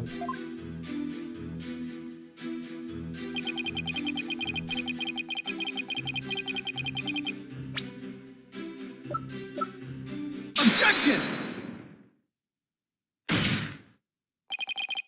Your Eminence, I think this trial will not go exactly as you anticipated, because I can show how there might be a third party in that tomb. Oh, how very fascinating. Go on, I do love a good fairy tale. We did a luminal test on the crime scene, and we found a bloodstain that didn't match the Justice Minister's blood. I will remind you that neither Dirk or Miss Faye were injured during the incident. The thing is, this bloodstain we found had already been wiped up by someone. What's this? But who would have done such a thing? That's the big question, isn't it? Who wiped out the blood and why? Thinking about it logically, it must have been someone who wanted to conceal their presence at the scene of the crime. Oh, and who do you suppose this bloodstain might belong? The bloodstain belongs to... The bloodstain belongs to the real killer, of course. Whoever it was, they were probably shot when they were attacking Minister Inga. Since their blood will give them away, they have to wipe it up. And I say this because you know the fact that Justice Minister fired his gun in the tomb. You have a memory of a flea. There was nowhere anyone to hide. This too is a known fact. Objection! But the bloodstain from the third party means there must have been someone hiding there. Very well then, tell me this. Where was the third person hiding? Oh, Crime was thoroughly searched after it was discovered. But if there was a hiding place, it would have been somewhere no one would dare to look. Somewhere no one would dare to look? Let's have your answer, defense. No, where would the third party have hidden? Take that! There's one place no one could search, not even the Queen's Royal Guard, and that would be... inside Queen Amara's sarcophagus. Even now it's locked up tight. No one will find you if you have hidden there. I'm told that it's temperature controlled to preserve the mummy within. But if someone dressed warmly enough, they could withstand the cold for a short time. This is sacrilege. Surely the perpetrator who had such a foul deed would be cursed. But that's just it. The killer knew anyone would be too scared to open the sarcophagus. True, the guards were so scared of being cursed they wouldn't even touch it. And when the coast is clear, the killer made a quick escape from within their frigid confines. Well, that does explain the possible method of evading capture. The defense requires a DNA test on the bloodstain. And then we'll just see who the real killer is. Such insolence! Bow your head and kneel, lawyer. So your head might be parted with your shoulders. Huh? The trial's not even over. Whoa! How soon you forget. You are already on the headman's scaffold. As such, I will order your beheading at any moment. All I did was request a DNA test. There is no need to request such a test. Warrior guard, bring it forth now. Here you are, your eminence. The police already identified the source of the bloodstain. The DNA test revealed that the blood is of the traitor Dirk's son Mari. What? But Dirk wasn't injured, so where did his blood come from? Maybe he coughed it up. Dirk's illness. Still, there was a lot of blood. Could he have really coughed up that much? And did he wipe it up to hide his failing breath? Health? Is this really that bad? Oh shoot, you got me.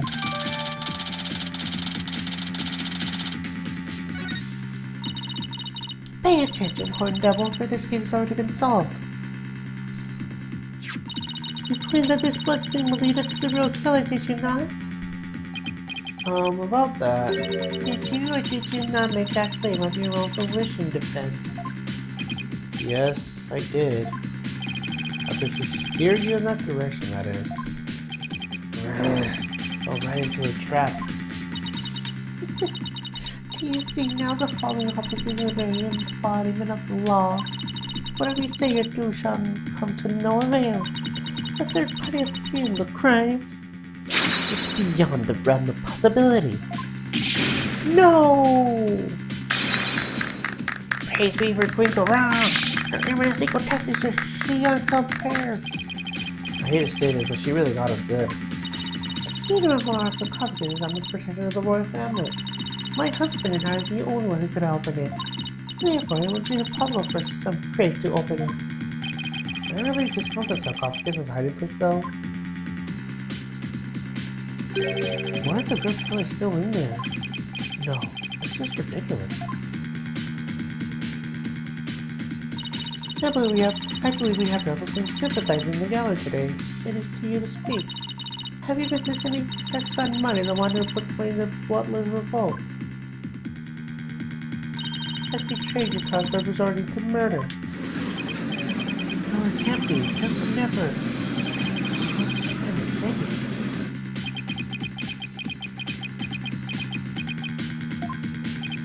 The defiant dragons and their sympathizers are starting to have doubts.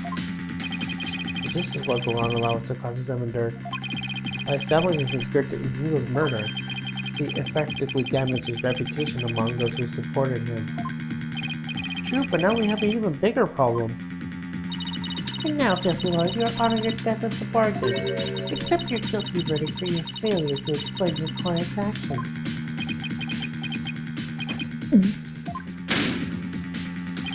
Huh? Now I shall pass judgment upon the criminals, Dark Sun Money. What's this? You shall pass judgment? But your eminence, is that not my rule? Hold your tongue. You are but a figurehead performing the embodiment of law. Consider yourself dismissed.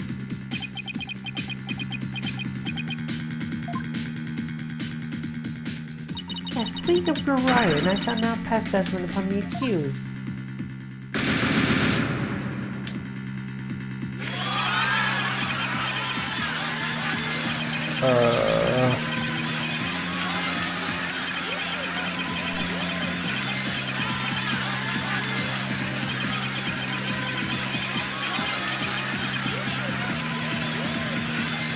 Objection!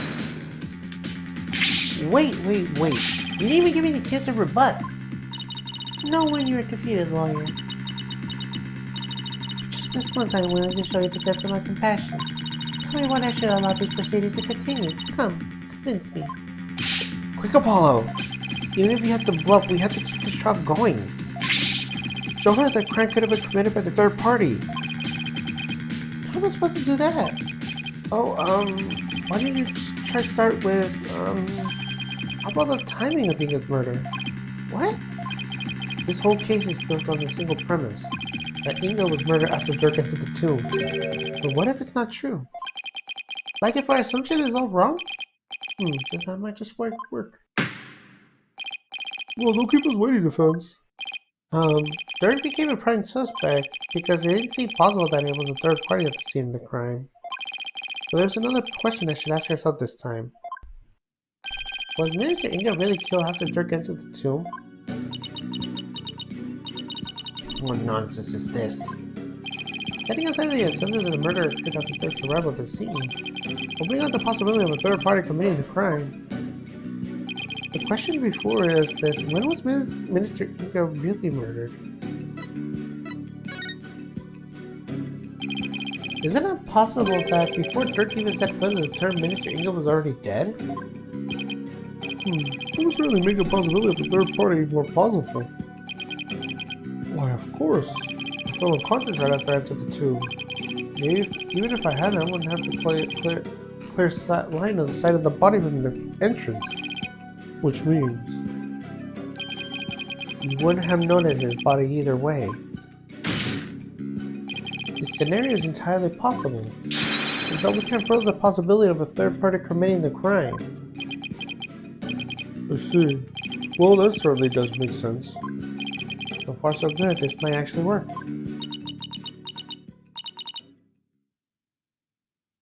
Very well. I shall play along with whatever little game you have been knocking around in that tiny mind.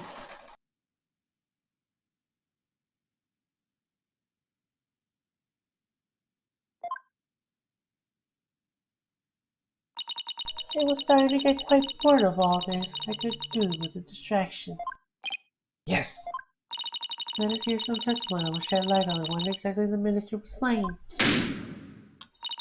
Bailiff, summon Rafa. Surely she has recovered by now. But what about me? Don't I serve a purpose anymore?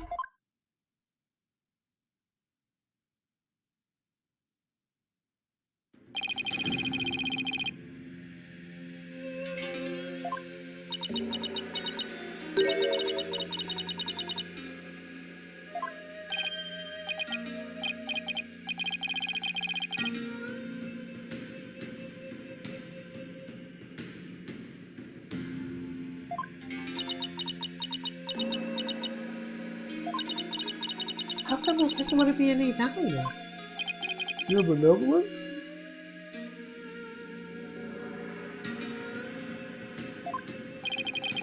Princess April seems roughly depressed. After what she's been through, summoning her again was like rubbing salt to the wound. Being unable to perform the seance was probably the last straw. I hope she doesn't pass out again. Asking is not money. May I ask you something? Of course, your benevolence. I've been meaning to ask you since yesterday. Did you know about Ingamara? And about me? Where did you hear such a thing? From Mother. Early yesterday. Rafa was caring about People was caring all about telling the truth to the people. So I told her. I told her what the truth really was.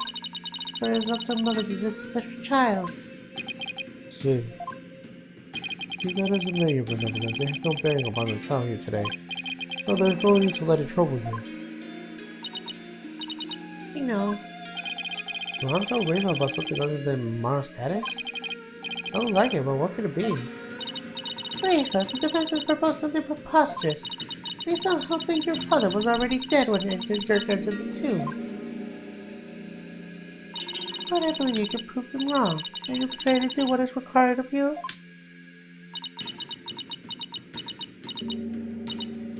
Yes, I am ready to testify. Very well, your benevolence, your testimony, if you please.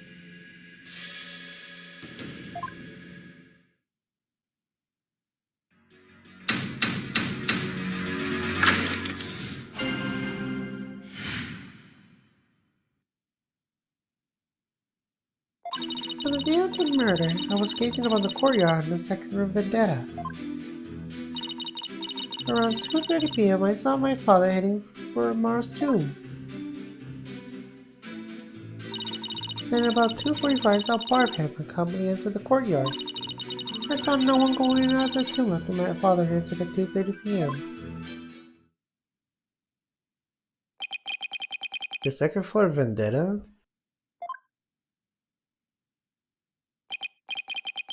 Oh, she must be talking about that house facing Inga's private residence.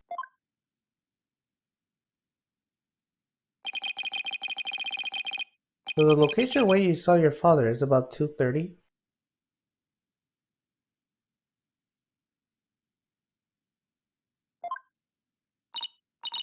Yes, and shortly after that, you people arrived at the royal residence.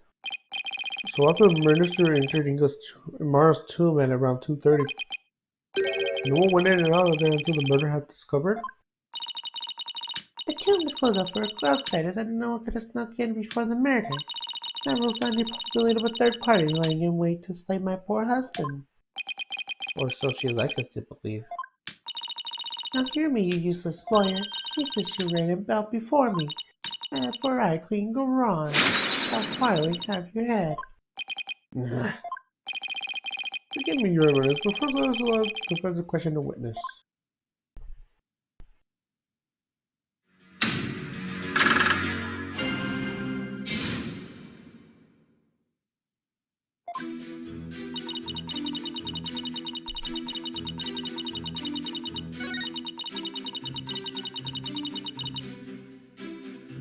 Hold it! Does your father seem different or troubled in any way? Let me think. Oh, there was one unusual thing. There was? Yes, a shrieking man from within my father's quarters. After which I witnessed him bolt outside his commences strainers of its usual color. He screamed and he was looking pale? What do you suppose happened? No, not. Perhaps he had a bad dream. Maybe it was a nightmare about being breaking up with the coils by the queen. It seems a young lawyer here wizards are hastening their journey to the Twilight Realm. Sorry, that was rude of me.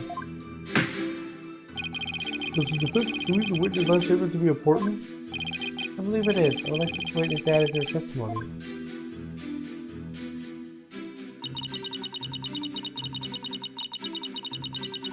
Hold it! And why do you think he screamed? Was he surprised by someone who didn't belong there, or did anyone else come out? I didn't see anyone else, just my father. The last thing was seriously lacking in conviction. Should I press her on this?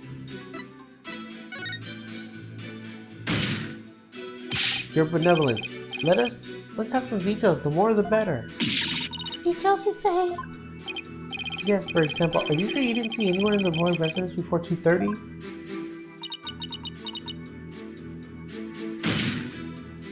Well, is that a yes or a no? Poor devil. I've been gazing up on the courtyard since about 2 yesterday. Yet as I'm none other than my father. Well, if only I stopped in then. I think you struck the nerve, or rather obliterated one. Maybe I pressed a little too hard. Still, the last statement seems a bit off somehow.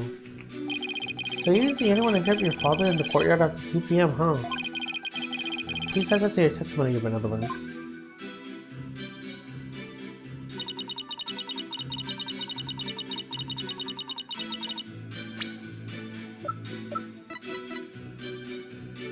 Objection! Your benevolence. You're covering for someone, aren't you? Huh? I don't know what you're talking about. Sorry, Rachel, but you're not going to like this. Well, the thing is, I have a statement here that you might find interesting.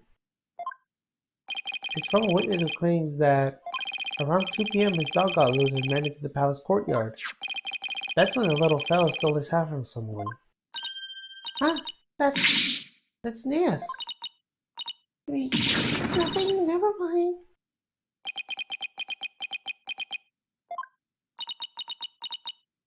You fool of a daughter. It seems the princess made a blunder. So let me get this straight. This is Nea's hat, which means she had to been on the royal residence at around 2. If so, then you have to see Nea sometime after 2 p.m. yesterday. Oh no! Please, your benevolence. Tell us what you really saw.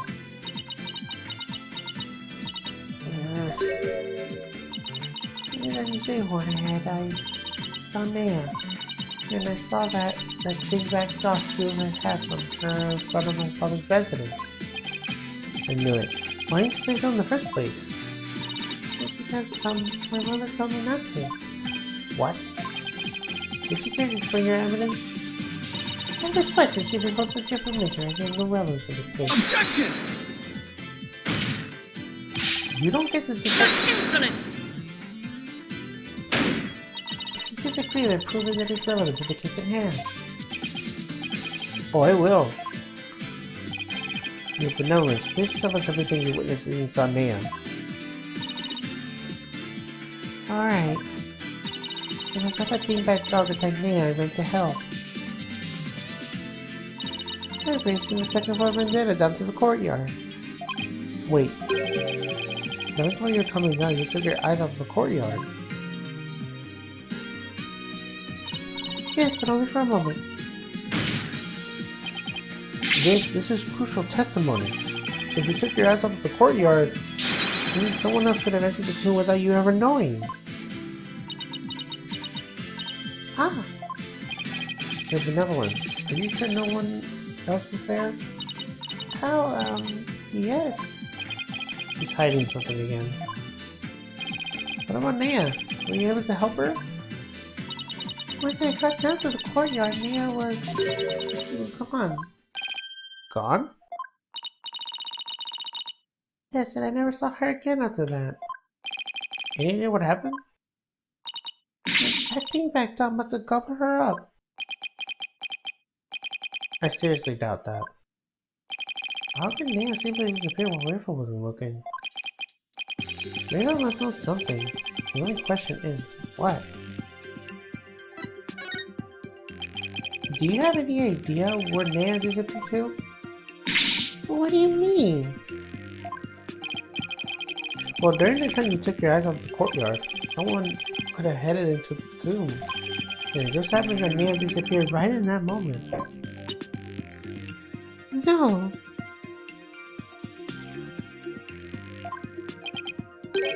Wait, you think Nina has something to do with the murder?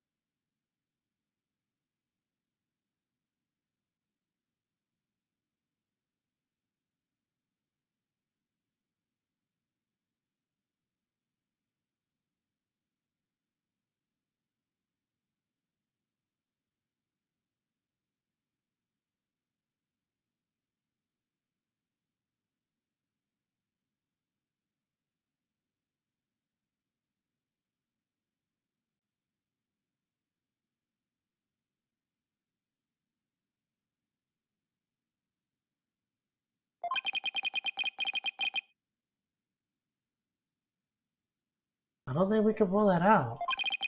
Seems like someone has kept me occupied since the early morning.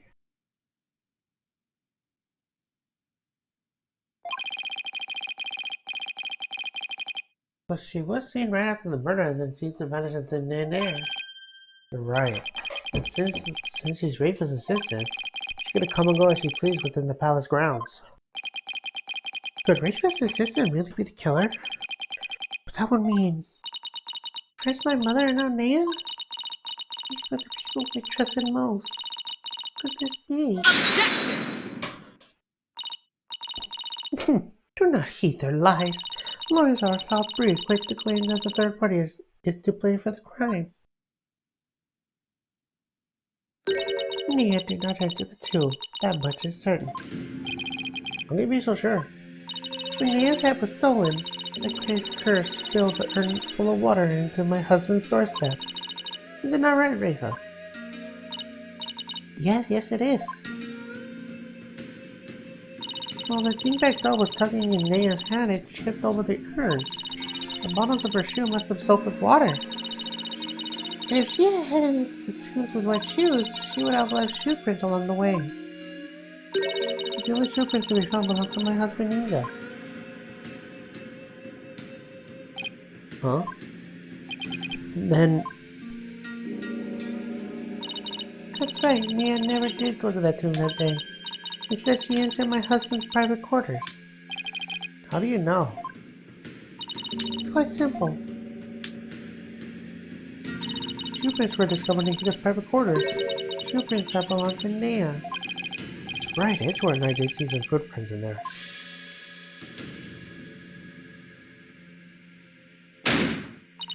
Now do you understand? Nia could not possibly have gone into the tomb.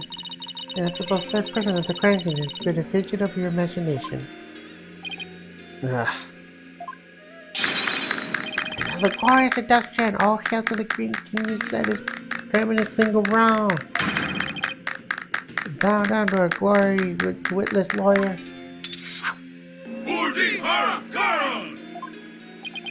Did those guys fanboy any harder? But is it really true that Nia not going to the tomb?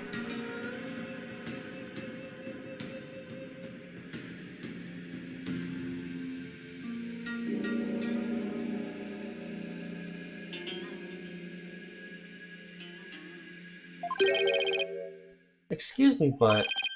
Mr. Wright? Your benevolence, what time is it that you... when the dog attacked Nia?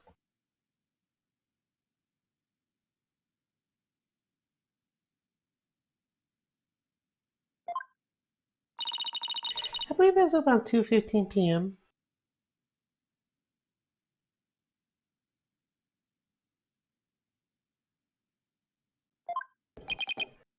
see. Apollo, if they enter Inga's private quarters around 2:15, and Inga came racing down around 2:30, pale faced and screaming then. Ah, I know what you're getting at. Yes, that might explain his scream. Will the defense please clear the theory regarding Justice Minister Inga's scream? Certainly, Your Majesty. Minister Inga screamed because maybe he was attacked by Nea. That would explain the Justice Minister's private quarters are real scene of the crime. Does your idiocy know no bound? The minister's body was found in the tomb. Why are you suggesting that the body was moved? Whether the minister was moved from his private quarters, I think the possibility.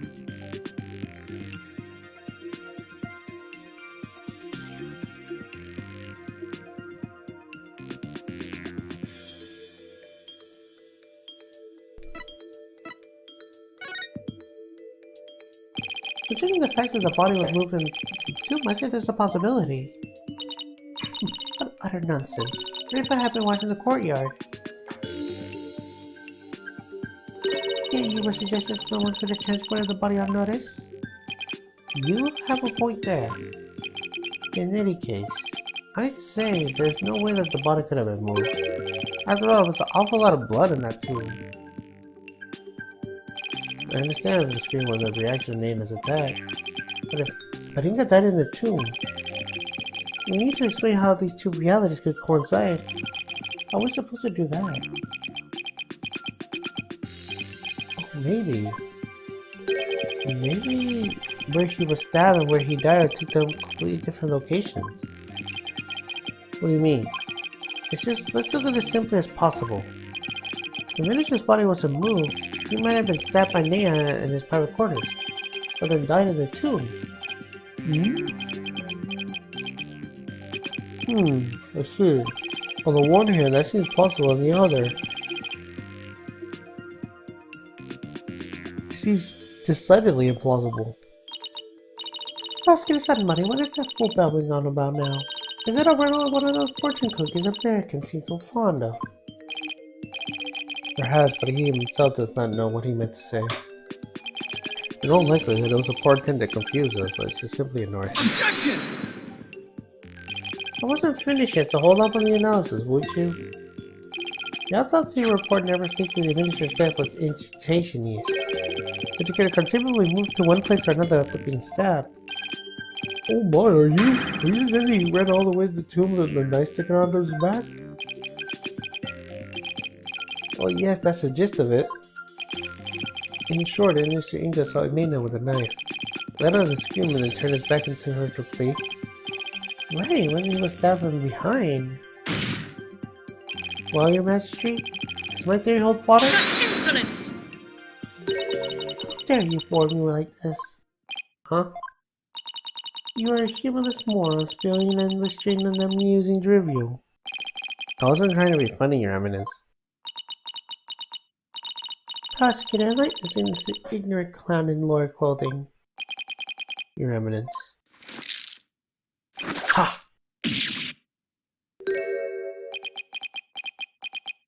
Nayura? You dull, slow-witted, putrid-minded lawyer. Perhaps you would be too stupid to notice that you have been stabbed in the back. But a normal person would have noticed the excruciating pain. Now hold on! Allow me to teach you the meaning of pain. Oh, please stop! Nayura has a point. Normally, most people would have noticed a dagger in the back. Oh, yes. I thought someone could ignore pain like this. Still, in this case, the word is the word normally. We should empathize. I'll take another look at the court record. Right, there must be something that explains this. There's a reason Inga didn't feel any pain, and the defense will submit evidence proving just that.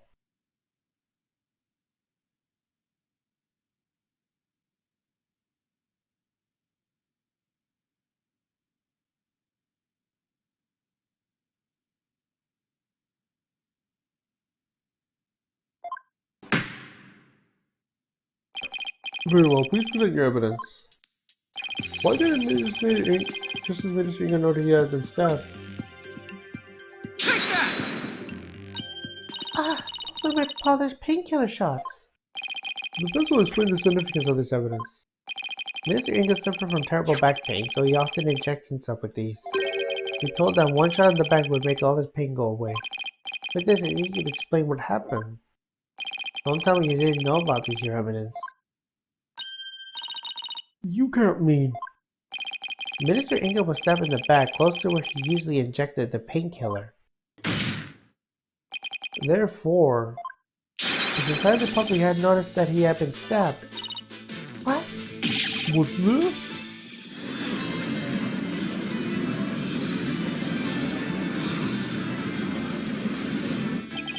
Then, are you suggesting just a minute Inga really ran out with the knife for crushing from his back? I am your master. And when I saw my father, he had a knife taken out of him. It was on a cape of his. I couldn't see his back very well. Yes, the knife was there. It was just plunged in so deep you didn't notice it under the cape. Therefore, when you saw your father, he was already dead. Murdered by Nan by reporters. Kung Kung Ha!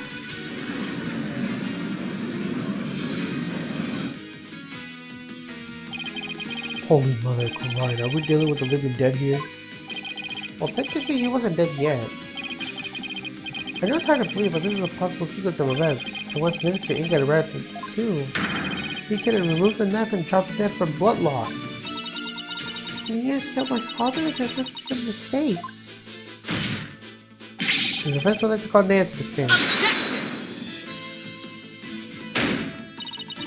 You tried to stick an innocent old woman to the stand with no proof whatsoever. Well, there's no real proof, but... What a tangle web and explain the lies you weave. I can no longer tell fact from fiction. Who or what should I believe in now? Sorry, Rafa. All I've done is confuse you. But I have a sneaking suspicion Naya is involved in this case one way or another. Just when I thought we'd blown this case wide open. Well, there's no turning back now. You're full of a lawyer. I know why you're so desperate to prove the accused innocent. You do? Yes, because he faced public execution if proven guilty. I sent you on the stipulation of the Defense Culpability Act. From the moment you accepted this case, you have had no choice but to fight for your lives. No.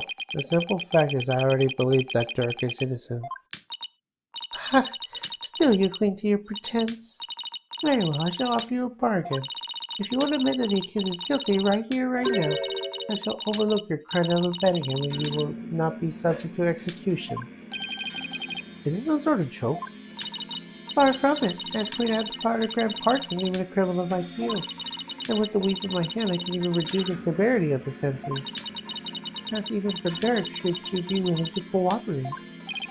It wasn't kidding when she said she is the law here. But to flaunt that power in our faces like that, that's just wrong. Forget all that transpired in our kingdom and return to your country in peace.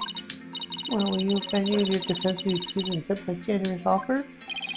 I don't think this deal will be executed along with Dirk if found guilty. What should I do?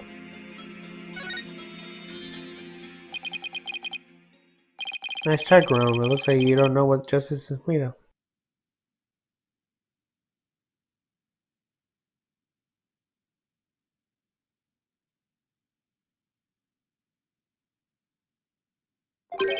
We won't consult to threats like you, Your Eminence. Mr. Wright, I'm sorry, but I can't back down now. I don't want to drag you into this, so... Don't worry, I'm with you, Apollo. To the bitter end, if need be. And while I can't say I'm used to it, this isn't exactly my first rodeo. But if I'm not guilty, you get the death penalty too. Even knowing that you still want to defend me? I don't know what happened in the past, but it looks like everyone in this country considered lawyers to be liars. But I can understand if you don't believe me. But I still believe in you and your innocence.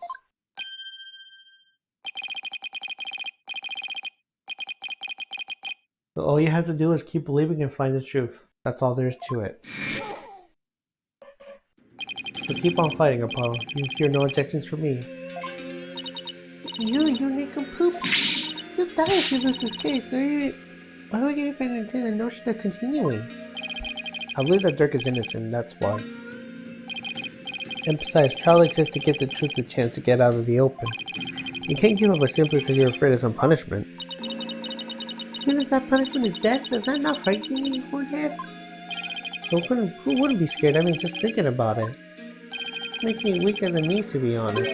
But as a lawyer, I have a duty to protect my client. I can't just abandon that. A duty you're willing to die for? And I... Duty? It's a heavy burden, alright. Rachel looks like she's really struggling. You have benevolence. As crown princess, you are destined to rule this kingdom one day. That means you will do many things you alone can must determine.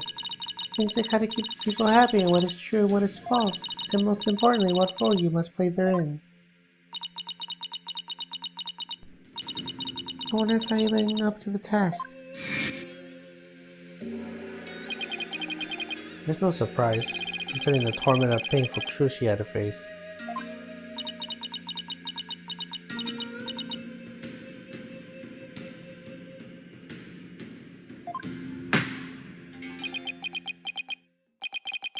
Very well done. If the defense is prepared to face a death sentence on the Defense Culpability Act, then I see no reason not to continue the proceedings. But I must admit, I see no grounds for doubting the accuser's guilt. Useless. The defense has further evidence that would discipline my different suspect. Do we have anything like that? Well, lawyer, do you have any new evidence you would care to present? Or should I have the executioner start his preparations? If she thinks I can't do this, she got another thing coming.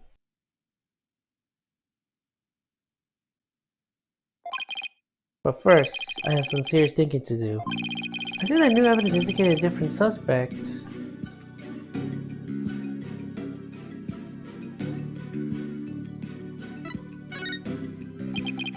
Such evidence does not exist. Just as I thought. I was hoping you'd present me needless evidence and not to claim your head. But I didn't walk head first on that one then. So what now, Apollo? Well, unless we can prove that Nea killed Inga, this trial is over. So are we.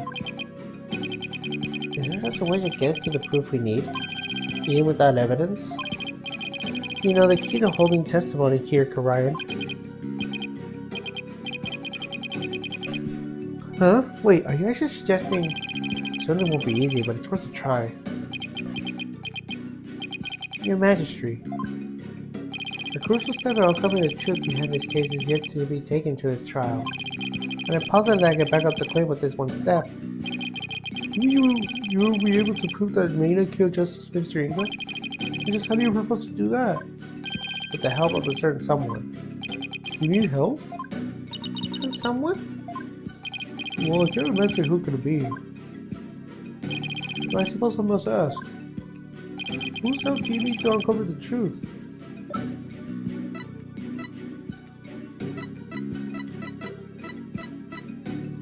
Take that! But that is... Me? Here in Quran, legal proceedings include the viewing of the victim's final moment. But that requires your benevolence as help. Such information is just as vital as any other piece of conclusive evidence. If you're right about this, Rayfa's power should enable her to see the very moment Nea still stabbed Inga.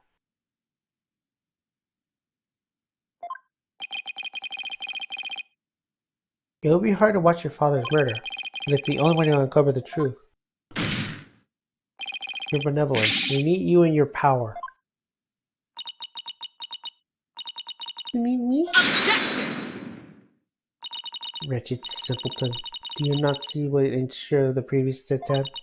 You would only succeed in wasting more time. Is it your goal to make her collapse again? Objection!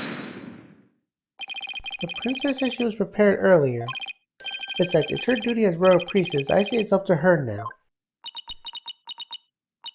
Am I prepared? Prepared to fulfill my duty? Isn't a divination seance required of all trials anyways? If so, I imagine there will be a problem with handing down a verdict without one. Indeed, it will be problematic. Under Korai's laws, seance must be conducted before a verdict can be rendered. Such insolence! Tweaks!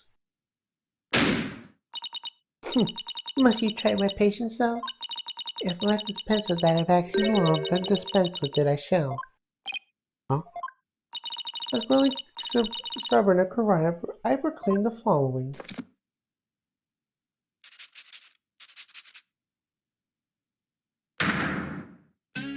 Henceforth, the divination seance shall be optional.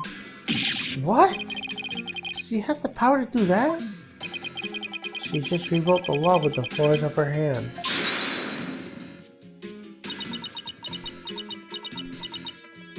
Mother, I do not wish for the trial to end like this. It is the defense says I must not neglect my duty simply because I'm afraid. I shall go through with it this time. I will conduct the seance once more. Such insolence! In fact, don't be fooled by his loyalty, fellow Gaia. You are not prepared to witness your father's death.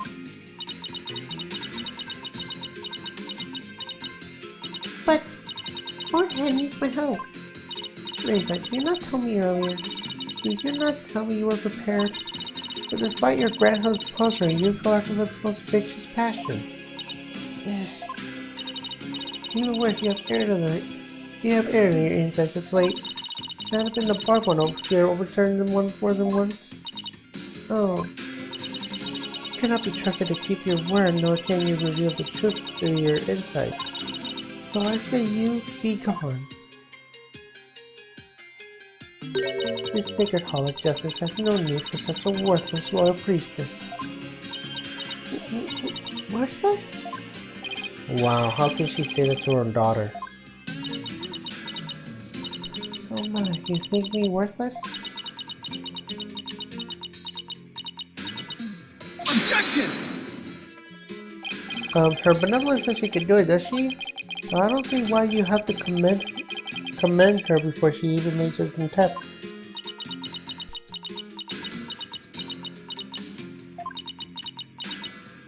Very well, Horn Devil. If you really are so bent on having a seance, I shall give my consent. Really? However, should Rafa fail once more, you two and the accused shall be executed on the spot. Come again. This is proving to be far more entertaining than I had anticipated. Well, lawyer, what says you? Will you wager your life and call out Rafa to perform a divination seance? I don't think you're worthless for your benevolence. Far from it, in fact. If you say you can do it, then I believe in you. Hornhead? I do not understand. If I fail, you will be put to death. I know you collapsed during your previous attempt.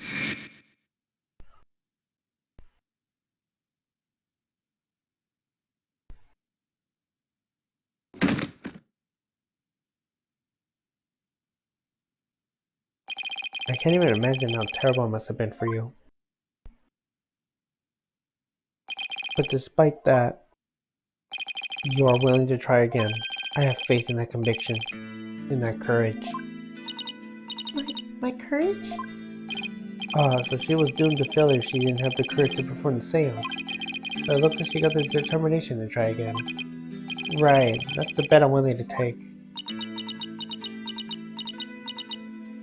But, it is as Mother said, I erred on my insights as of late. Not only did I fail to reveal the truth, I also contributed to false accusations. Knowing that, can you still say that you believe in me? Objection!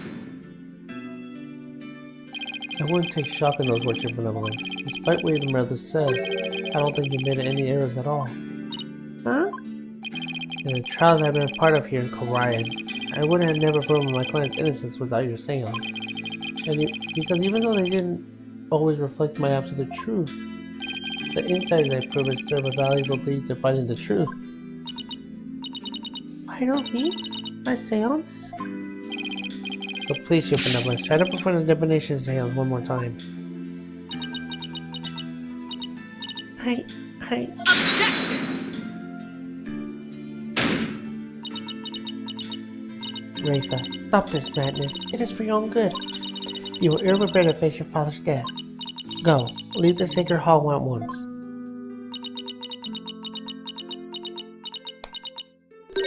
No. What did you say? I said no, Mother! For I am the warrior priestess of Korian. I have no need for you now. Even if you don't need me, Mother. Hornhead is still the justice due. He proved it to me by risking his own life. It's because of him that I now understand. The divination seance is a sacred duty. You must fulfill it no matter the risk.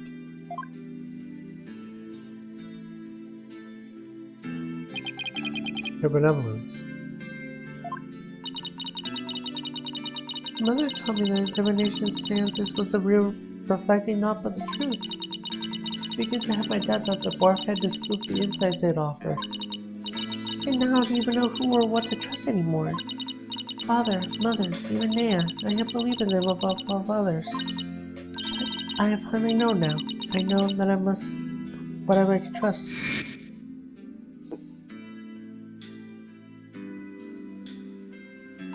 The royal priestess must debate seance with the presiding lawyer and prosecutor.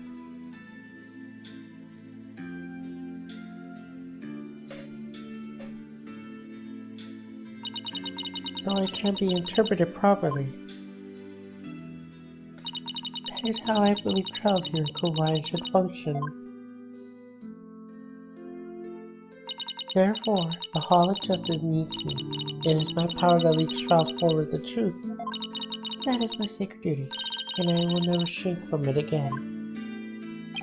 That right there, your benevolence, is the product of what you have learned in your struggle so far. The truth that you realize are your own strength. As my sacred duty, I must ensure that it's fulfilled. I must have the courage and resolve to see this through. Your Eminence, the Royal Priestess says you conduct this divination seance. I see no grounds for you to forbid it. Unless, of course, you are worried that it might reveal something you might inconsistent.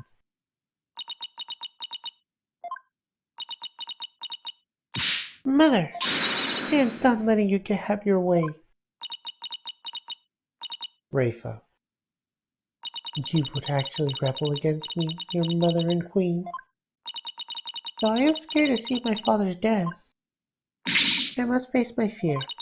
That is what Hornhead has taught me here today. Rafa. I am the royal priestess Rafa Padma Kurain. And I am prepared to face my father's death.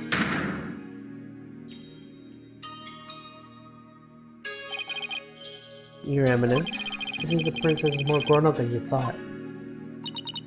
Rafa, Well then, let us proceed with the divination seance. The victim's final moments. Should be interesting. I wonder what Inga's memories are going to show us.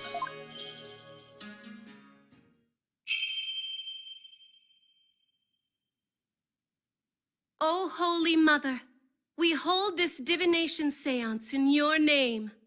Let the eyes of everyone here be clear and our ears be unstopped. O dance of devotion, guide the victim's soul to me, so that we may receive their final memories in the pool of souls.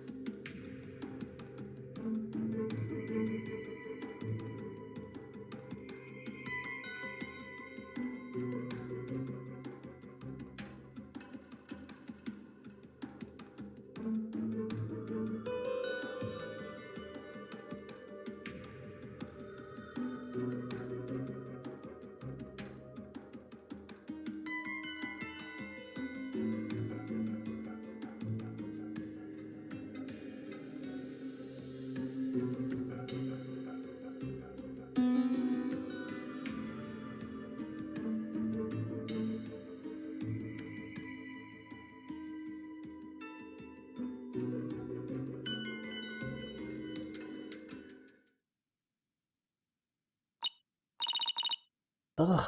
What in the... A faceless being?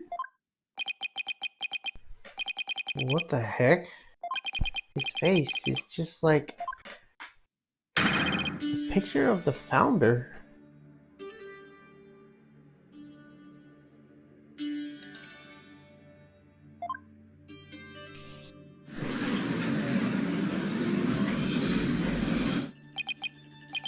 I think that's the last thing anyone expected to see. Oh, Father, what was it? What was it you saw?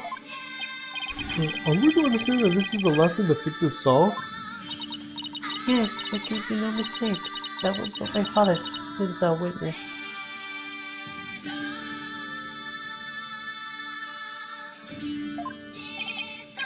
Oh, very strange. You don't suppose the Holy Mother possessed the accusing Steer Minister Ingot of planning a coup? The wise man was the Holy Mother? Oh, Holy Mother, we grant the faith with your blessings. Talk about a sharp left turn from the Twilight Zone. You know, there's one thing in there that caught my attention.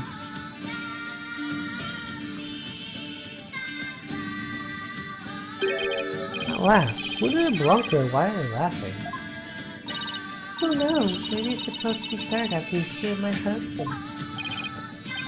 Uh-huh, but that figure didn't even have a mouth.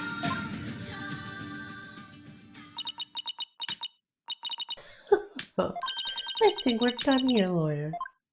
How so? You claim that Minister Ingo was stabbed in his private quarters? And feeling no pain went to the tomb and eventually fell dead?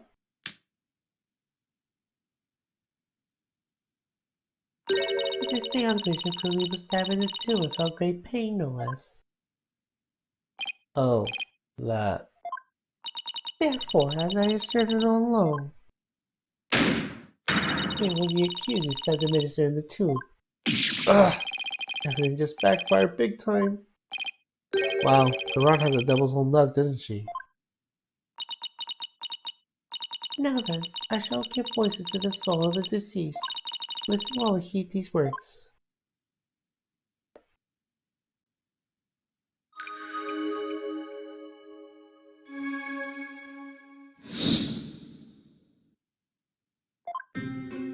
At around 3 p.m. my father was waiting in the tomb to make the hostage exchange. He was drinking grape juice while gazing upon the picture of the Holy Mother. He had been waiting vigilantly when suddenly he heard Dirk's voice. The next moment he was stabbed in the back and collapsed.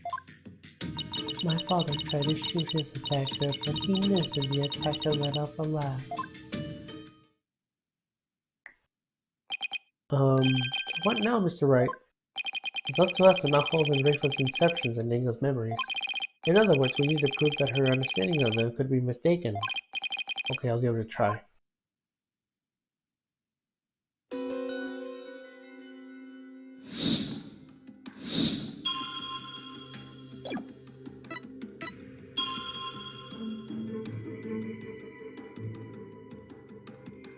Objection! Your benevolence, there seems to be an inconsistency with your interpretation. An inconsistency? Where? Minister Inga is far too relaxed for what is supposedly about to take place. When he heard the voice he claimed was Dirk's, he didn't seem to be at least bit alarmed, he just kept looking at the picture of the founder. Ah, That's strange, right? He was waiting for Dirk to arrive with the Founder's Orb, but when he heard the voice, he didn't even turn around and look. Don't you think he would have been worried about being attacked from behind? ah. And whose voice was it? It was likely someone in presence who would have been alarmed him. Someone like a friend. Objection! But there were no third party at the scene of the crime. Therefore, the voice can only be belong to Dirk. The voice of a third party who wasn't there at the tomb. Oh, don't we have something that would reveal the owner of the mystery voice? You know, I think we might do. Something that Inga had while he was waiting for Dirk. One thing, he might just be able to figure it out whose voice it was. Only we can identify the male voice in Mr. Inga heard with this.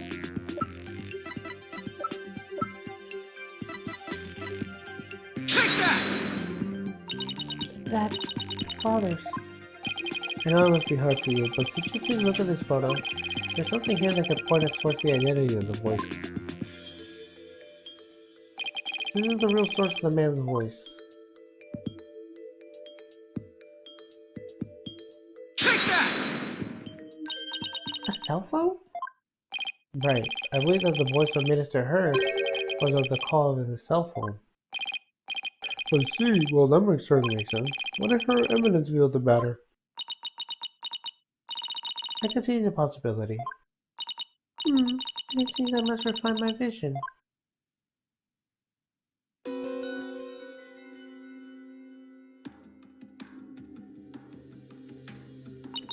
It appears that the voice belonged to one of my dad's subordinates.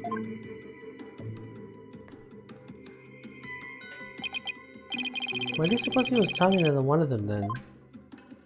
My father had members of the secret police positioned throughout the palace. They were supposed to contact you as soon as they saw Dark and the rest of you. Okay, now we're getting somewhere. Your benevolence, you have an insight to revise. I know, Barbhead. Don't presume to tell me how to do my duty.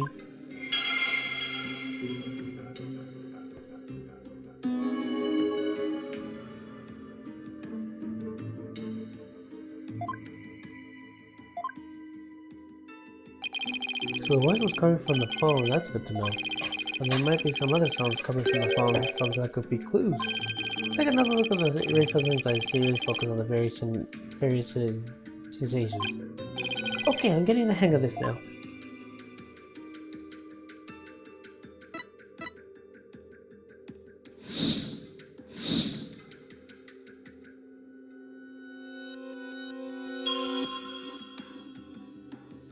Objection! I hate to break it to you, Your Benevolence, but you misinterpreted something again. What do you mean? Again? Smooth move, Apollo. I think you just hurt her feelings. You may pull on brave face, but she feels more than she lets on. Let me rephrase that, Your Benevolence. Your interpretation of your father's phone call as to a subordinate of the palace is inconsistent with his final memory. What do you mean by that? A lion's word could be heard over the phone. Don't you find it strange? You claim the call was from someone from the palace. But let me ask you, do you keep lions there? No, the only animals in the palace are little birdies and my pet frog. Wait, that giant one in the front of the minister's house is her pet? Besides, there aren't many lions in Orion. We don't even have zoos. That's a sad state of affairs, I'm afraid. Well, I remember hearing a sound like that. A lion's roar coming from the phone is actually from someone hanging out in... Isn't it the cry of the war bat over in the bazaar? Ah! Your Benevolence, do you think you can clarify the voice for me? Very well. I will now attempt to further refine my vision.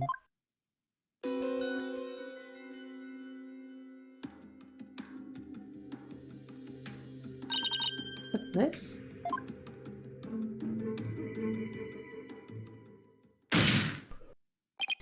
Just as I suspected, it was a call of the war bat, which means the subordinate Minister Inga was talking to was at the bazaar, not the palace. Why is it important where the call came from? What significance could it have? He's right. It is important to know where the call is made from.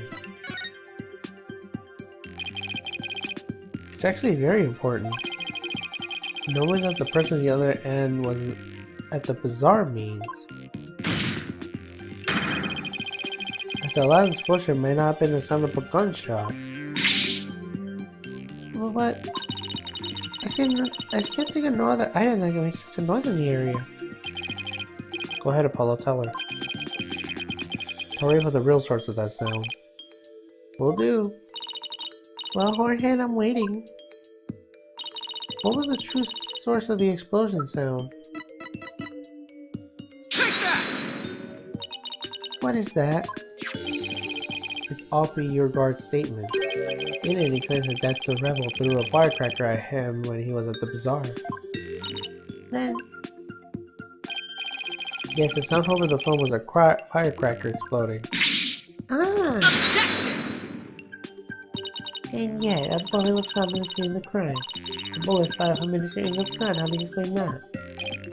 Well, we don't know whether it was fired during the course of the crime, right? Or do you have evidence that proved that the pistol was discharged? No, I have none. Wait a second, I thought Loud Bang was the firecracker. And could that laugh at the end have been... No, it can't be. Oh, it can, and it is. The laugh came from none other than... the Joker who got the kick out of the starting all-in with his Dragon's shot snaps. The happy-go-lucky, that's a rebel. What? Someone should really put a leash on that guy. I started to think how one man can be causing so much trouble. Hey there, AJ, TW, you can thank me later. No one asked for your commentary, Mr. Rebel. Your benevolence, you do need to revise your insight? It appears so.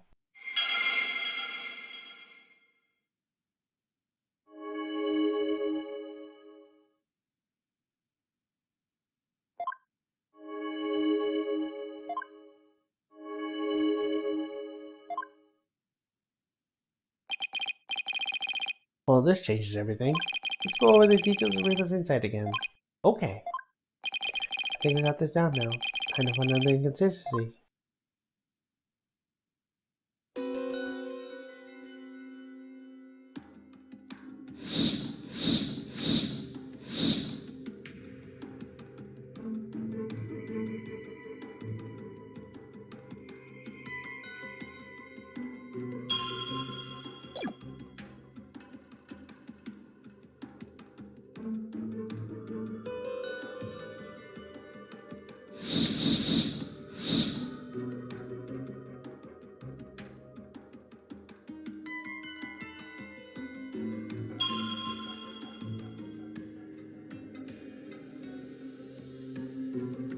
Objection!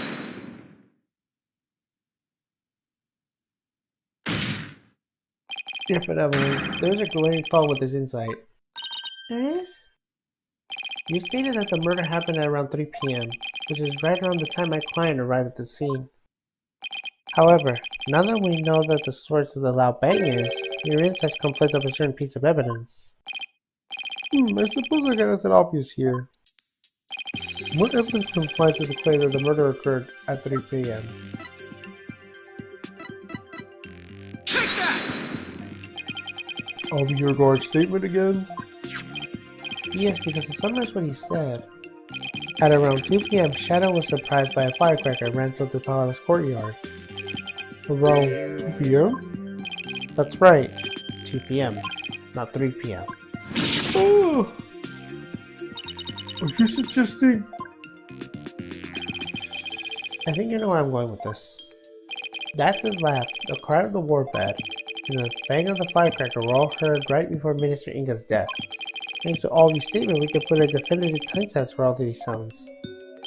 Therefore, what this vision shows is that the extremely likely that he sees his final moment, we're at 2 rather than 3 as we have originally thought. Dare I ask? It means the murder took place a full hour before Dirk entered the tube. Konkanka! How could this be? Are you saying that I am the very personification of the law of the mistaken? Now you see why justice will always prevail.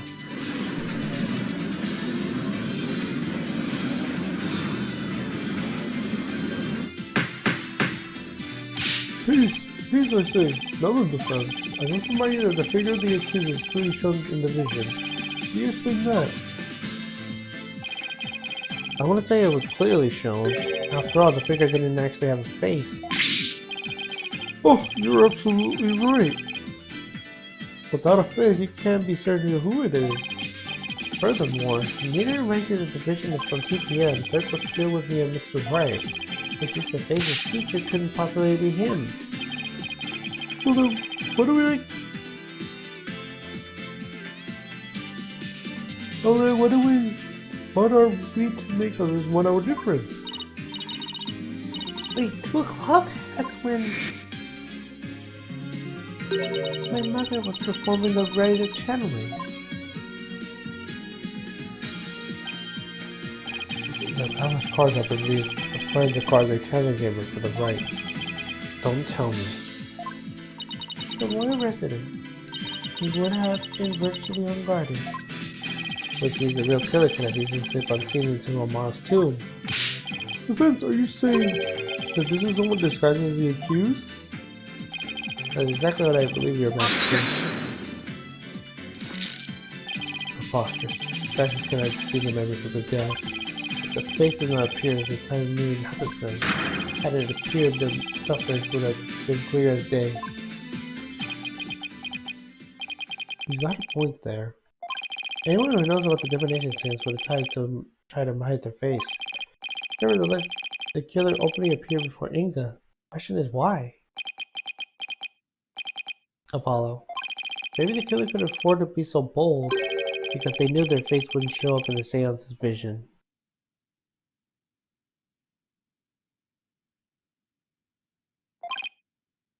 What? It's possible the killer dared to dress as Dirk's clothes and stand square in front of Inga, precisely because they knew they were going to get away with it. But how can anyone be so sure of something like that?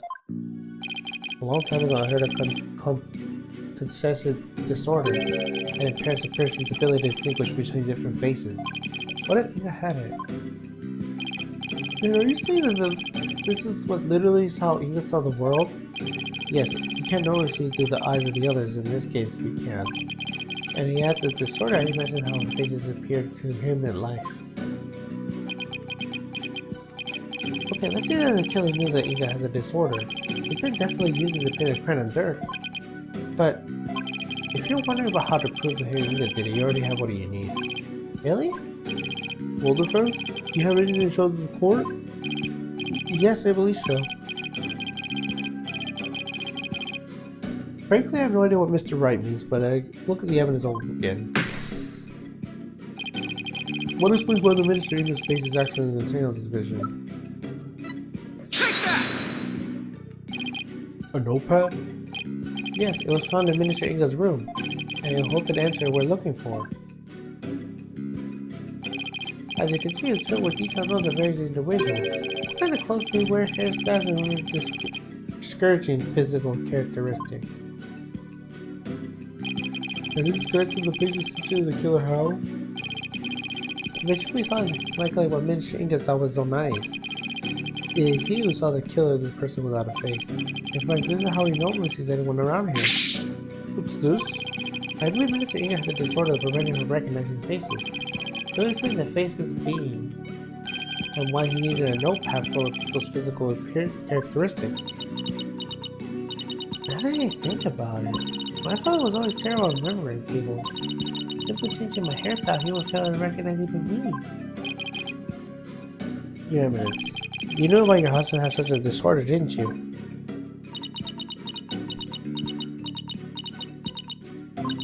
He never wishes for it to become public knowledge, but I suppose there's no use in keeping quiet about it. It is as you say. My late husband has a special disorder that hindered his ability to recognize faces. The medical term for it is parthenosynophia. So Mr. Wright was white. The memories of those affected by such disorders in life do appear strange at times. There's precedent for this, but the killer likely knew about the disorder using it as an advantage. Right, so there's someone who's both knowledgeable about the divination seance and aware of Inga's affections. Your Eminence, who knew about your husband's condition? A small number of servants who tend to his needs, and me.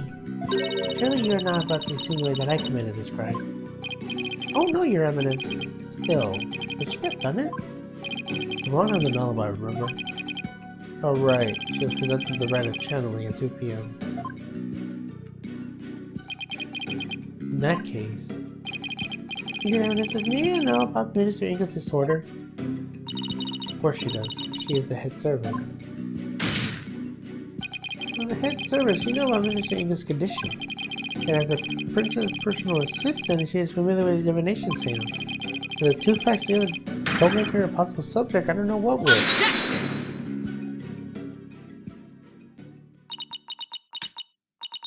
You witless lawyer, how quick you are to forget the facts.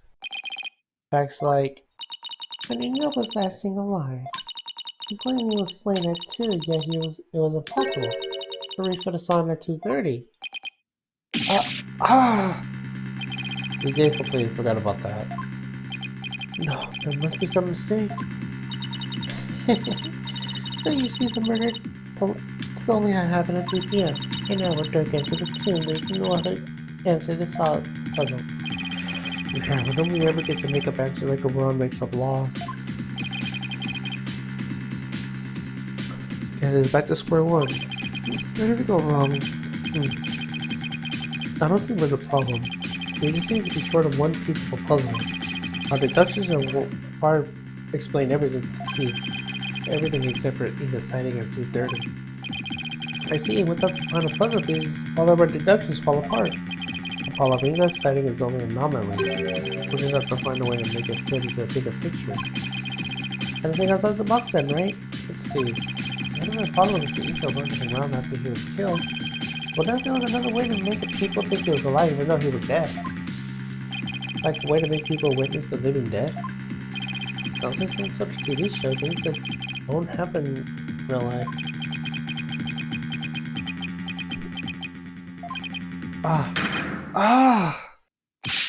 Apollo, did you just... I did. I figured it out. I know how to make people witness the living dead.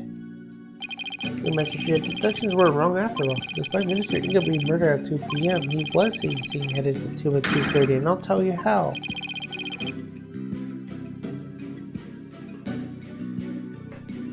I sure you will. But I have no idea what you're talking about. The Minister Inga her benevolence on was in fact...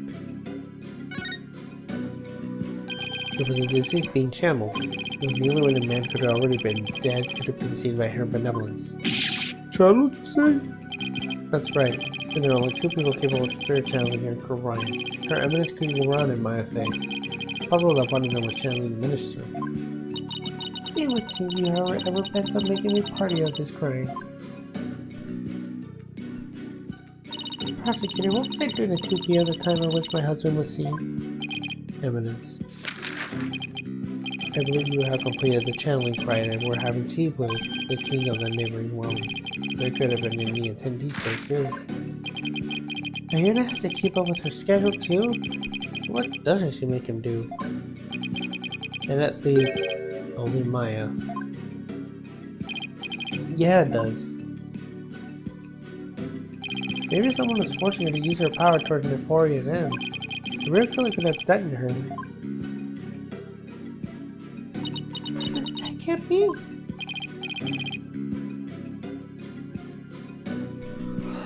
So then Inga screamed. That was probably when he woke up and made call back into the world. After all, that was when the flow of time would have picked up for him after he died. So Minister Inga probably kept to his feet thinking he had just had a nightmare. And realizing it was almost time for a hostage situation, he raced off to Amoro's tomb, not even realizing he was already dead. Then, her benevolence really did see a dead man running.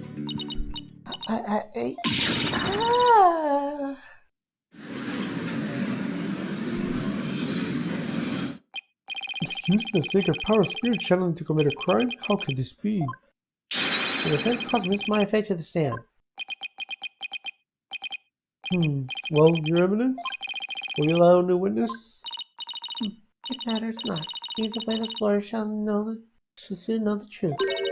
He will know how much of the imbecile he is in my face and inflexible arguments. Tell me all you want, witch, but you'll be eating those words when I expose the truth. Oh, well, let us adjourn until the next witness is ready.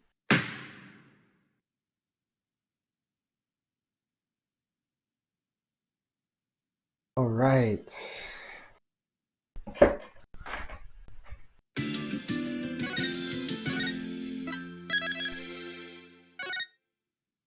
Alright. And that's going to be it for tonight.